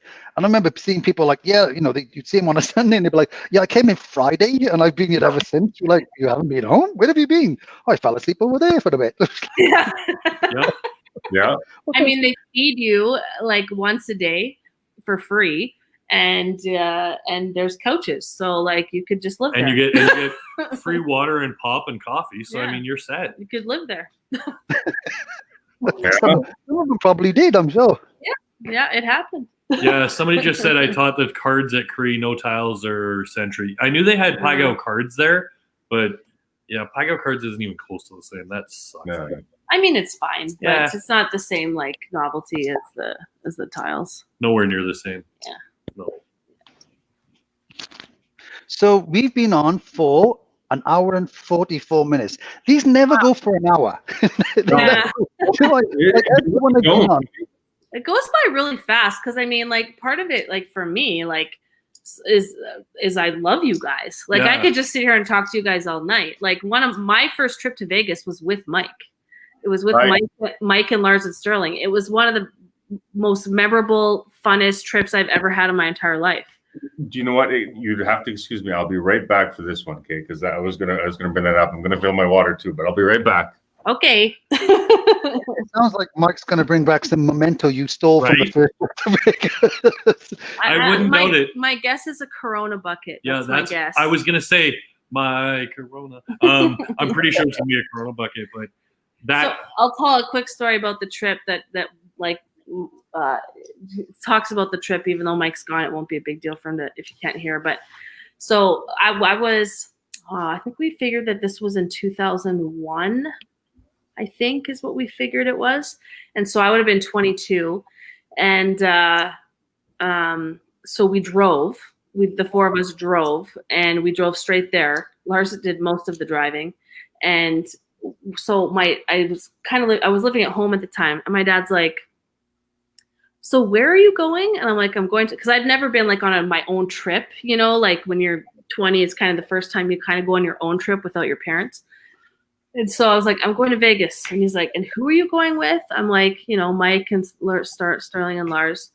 He's like, okay. And my dad's a bit conservative.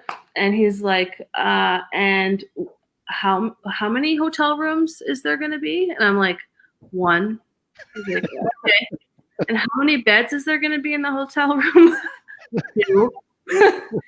He's like, okay, just checking. And then he didn't say anything else. I think he didn't want to keep going after that. And we were all just friends. Like, we were all just friends. yes. See, I guessed right. Corona You're bucket. right. Is that the Corona bucket, Mike? It is the Corona bucket. Wow, that's Oh my impressive. god. So are you going to tell that story? It is. You know what? Okay, so we went down to Vegas. We drove down to Vegas, and if anybody has driven down to Vegas, it's a very long drive, but it's very fun when you listen to Fast Car over and over and over again. I don't know if fun is the right word, Mike, but we'll go with that. And you know what? I still don't know the lyrics. So, but we had an amazing time. We went to so many places, so many casinos, and we did so many things. And I remember Harrah's being our go-to place, and we played Paigal with Nabil, Mm-hmm. right? And Nabil was a dealer, and he's been our dealer ever since. Every time I go to Vegas, he's always dealing. I've been there for 8 years, but he's helped to me. That's awesome. And there's this little bar. There's this outdoor bar called Carnival Court. I don't know if it's still there or not. It's been ages, right? We changed it, but yeah, it was there for a while. It was there for a while, and we got to know what was our partner's name? Adam. Adam, yeah. Adam. Yeah. And we got to know him really well, and he poured us drinks, and he treated us well, and we even got up on the stage a couple of times, I think. And well, I didn't get up on stage. I think it was Lars and Sterling who got up on stage, right? Mm-hmm. But our last night there, he's pouring us drinks, and there's 4 of us, and Crown and Coke or Ryan Coke. I can't remember what we were drinking, But Definitely Crown. it was definitely Crown. Yeah. And I just remember him taking out 4 glasses, this big ass bottle of Crown, 4 drinks. The bottle was gone. He cracked the bottle and poured it in 4 glasses. And the bottle in 4 glasses. Somehow we ended up with these Corona buckets on our heads, and we were just dancing around. And it was the best Vegas trip ever. Seriously, it was so fun. And you guys, everybody made it so fun. It was just an awesome trip. I mean, it's hard to it's funny because you say that, and I very vaguely remember or very vividly remember the, crack a new bottle, pour it in 4. And I tell that story all the time and about Adam and definitely Carnival Court. But we were there for I can't remember if it was 4 days or a week. I can't remember how long we were there for, but there's a few stories. There's one I'm not going to tell, but it was really just the whole thing. So I don't remember everything because we were pretty drunk every night. So I couldn't probably articulate what happened each time. It's all but man, it was one of the most memorable trips I've ever had. It was such a good group of guys that I went with, and just being young and first experience for something like that. I remember we were driving down, we're crossing the border. It's okay if I tell this story, Mike? Yeah, this is good. So Mike and Sterling are in the backseat. Lars was driving. So it's a 24-hour drive. And I would say of the 48 hours we had to drive there and back, Lars probably drove 35 of it. He drove most of the way. At one point on the way back, he drove 16 hours. And then I can't remember who drove for a bit. And they're I'm too tired. And Lars is fuck, get out of here. And he drove the rest of the way home. Yep. And on the way down, we're crossing the border and the guy takes our passports. And Lars and I are in the front seat. And he's like, how old are the kids in the back? And I think, Mike, are you born in 79 or 70? 79, yeah. Yeah, we're the same age. I think Sterling's a year younger than us. He had just been 21 or something like that. And Lars is a few years older, I think. But that was, it's just it's a tiny little part of the trip that I tell that story all the time. It's one of my favorite stories. Oh, so Michelle, maybe you can tell us about some of the pictures you shared with us. So I'm just going to start posting them and you can tell us what they were. Yeah. Okay. Well, most of them are, most of these are actually from one of the poker cruises we did. So the names I didn't mention earlier are going to be in these pictures. The guys from Yellowhead who did one of the cruises with us. So that's Rob. I don't know where that is, but so this is probably the most interesting one. So there's 4 people in this picture that are Edmonton casino dealers or were at the time. And the guy in the red shirt, his name is Chris Ferguson. His nickname is Jesus, and he was a poker pro. I think he had a little bit of a, he was involved with Full Tilts or something like that, or one of that. I don't know a lot about those online poker stuff that happened, but he was a poker pro, and they partied with him all night. And I wasn't there. I think I was sleeping or working. But yeah, and so a lot of these are just that, and they had a really good time with him that night. Partying up. Yeah, for sure. So these are just so on the ship. This was one of the last cruises we did where World Poker Tour was sponsoring the party poker tournament, and so this is just the final table that was on. They had it on the stage in one of the showrooms. That's where they did the final table. And I got to deal the winning hand in that tournament. Yeah, that's right. You did. I forgot about that. I shipped $1 million pot. Did you have anything to add? They showed the Chris Ferguson picture. Oh Lord, yes. That. So I'm going to be honest. That night, I don't remember walking back to my room. I don't remember getting back to my room at all.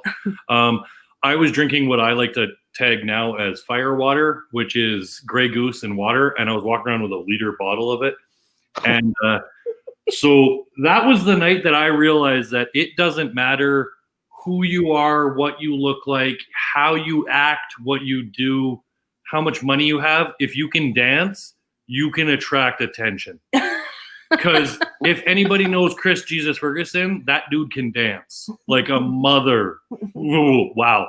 He was on the dance floor, and right before this picture, actually, the girl, I believe that's with them, we were dancing. Well, Chris was dancing with her. We were all kind of dancing and stuff like that. And Chris walked up. I'm not even kidding you. He'd walk up to any girl, take his hat off, put it on a girl, and she's like, okay. And they would start dancing. And this guy could ballroom dance like there's no business. And he could teach as he was dancing. It was really cool.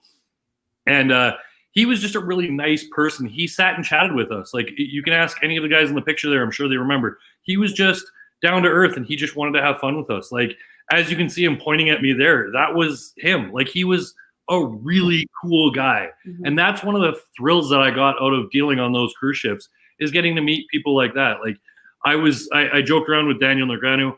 I'll tell this story because it was probably the greatest thing that's ever happened. Is, do you guys know the game? It's basically you take your card and you hold it up and you put it above your head like this, and like that's the card, right? Yep. And then you bet, right?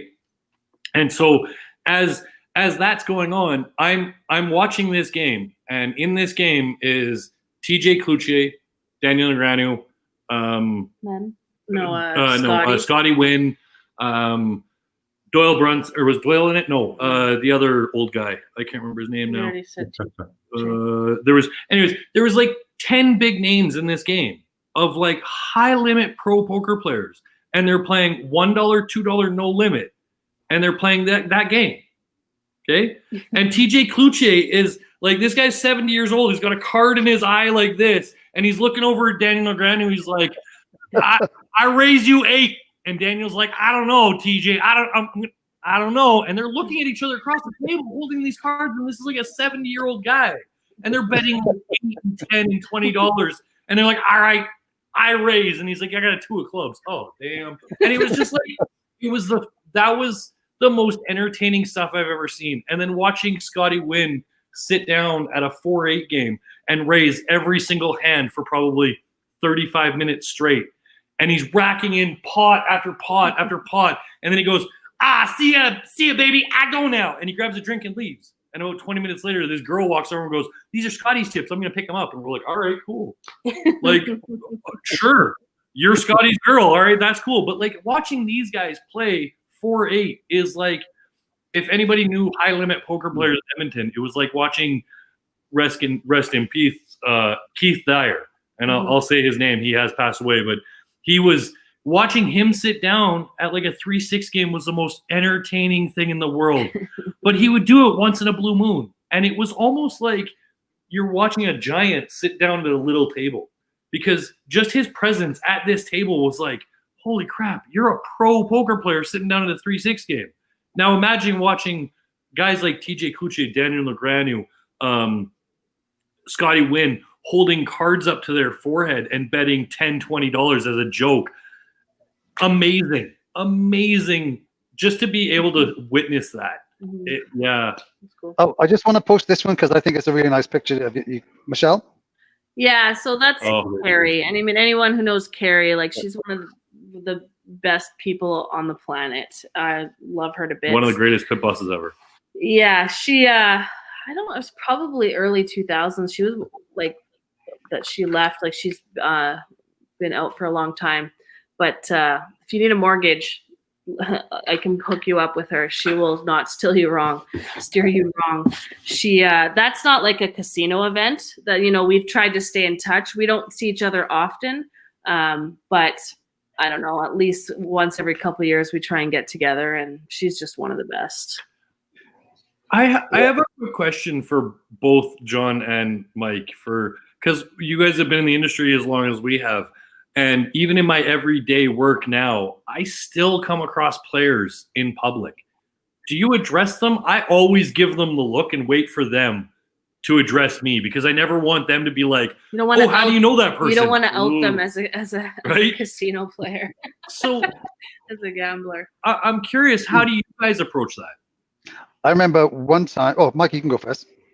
Oh, you know what? I don't see too many players now, honestly. Like, I mean, I don't run into many people where I work, right? So I don't know what I probably pretend, because you don't want to out them. You don't want to say, hey, you're the guy that plays in the casino when he's with his wife and kids, or you're the guy that lost Brad, you're with that chick. What chick? Yeah. Yeah, your girlfriend's way nicer. And so yeah, I'd probably just wait for them to, if they said anything, I think. But yeah, I really haven't run into very many people. When I first left the Palace Casino, I was doing mortgage brokering at the time, and I left. And at some point, because I just started, so I wasn't that busy, and I ended up getting a job in Home Depot, on 170th Street, running like 2 departments. And when I went for the interview, the guy who interviewed me was a poker player from the Palace. No way. And I recognized him. I was like, because he played poker, and they used to sometimes they play poker, and sometimes they come and play craps, and so I just knew him from like craps, right? And he's interviewing me, and I was like, you look really familiar, and then I was like, oh, you play craps in the Palace Casino, and he was like, oh, and I just blurted it out, and then I was like, maybe I shouldn't have said that in front of like the human resource woman that was there as well as him. Oh yeah, no way. And I was like, oh my God, in my excitement, because so many times, like, I would remember faces and I'd be like, do I remember him because I liked him, or do I remember him because I don't like him? And I would always be like, I can't remember which one it was, right? Sometimes, the regular ones I know, but a lot of them would be like, But yeah, I blurted it out. I was surprised I actually got the job, which was really kind of strange. I was surprised after I blurted it out. He was scared you were going to tell somebody else that he was a part of it. I'm just going to hire him now, and he'll shut up. He'll never tell that story again. Yeah, it was funny. Okay, guys, it's 10 o'clock. This has been so much fun. I really enjoyed talking to all of you guys again. And Alex and Michelle, it's great catching up. I haven't seen you in, God, a long time. But this has been a lot of fun. So I don't know who else is on, but I'm going to drop off. But yeah, this has been awesome. Yeah, thanks for having us, guys. It was a lot of fun. Thank you so much. And I'll be honest, John, I don't think you have changed, honestly. And I know I haven't seen you in probably 15 years easily, but you haven't changed one bit. You're the exact same person that I knew from the Palace. It's refreshing. Mike has gotten uglier, but that's given. I mean, it was going to happen, right? Like, I mean, it's eventually going to happen. Yeah. Oh, you guys, it's awesome to catch up, and it's been so long. I mean, I've talked to John a couple of weeks now here and everything, and I still miss him. I miss kind of actually maybe getting together and actually going for drinks when we're able to go out places that are open. You know what I mean? Yeah. But it'd be nice just to get in person too. But it's been great seeing you guys again. Yeah, for sure. Take care, guys. Stay safe, and hopefully we can catch up again soon. Yeah. Hey, anytime you guys want me on the podcast, I like to talk. So yeah. Okay. Thanks, guys. Thanks. Yeah. Bye. With Alex. Awesome. Thanks, guys. Have a good night. You Good night. Bye. Yeah. Okay. Bye. Well, take care. Hey, Mikey. See you.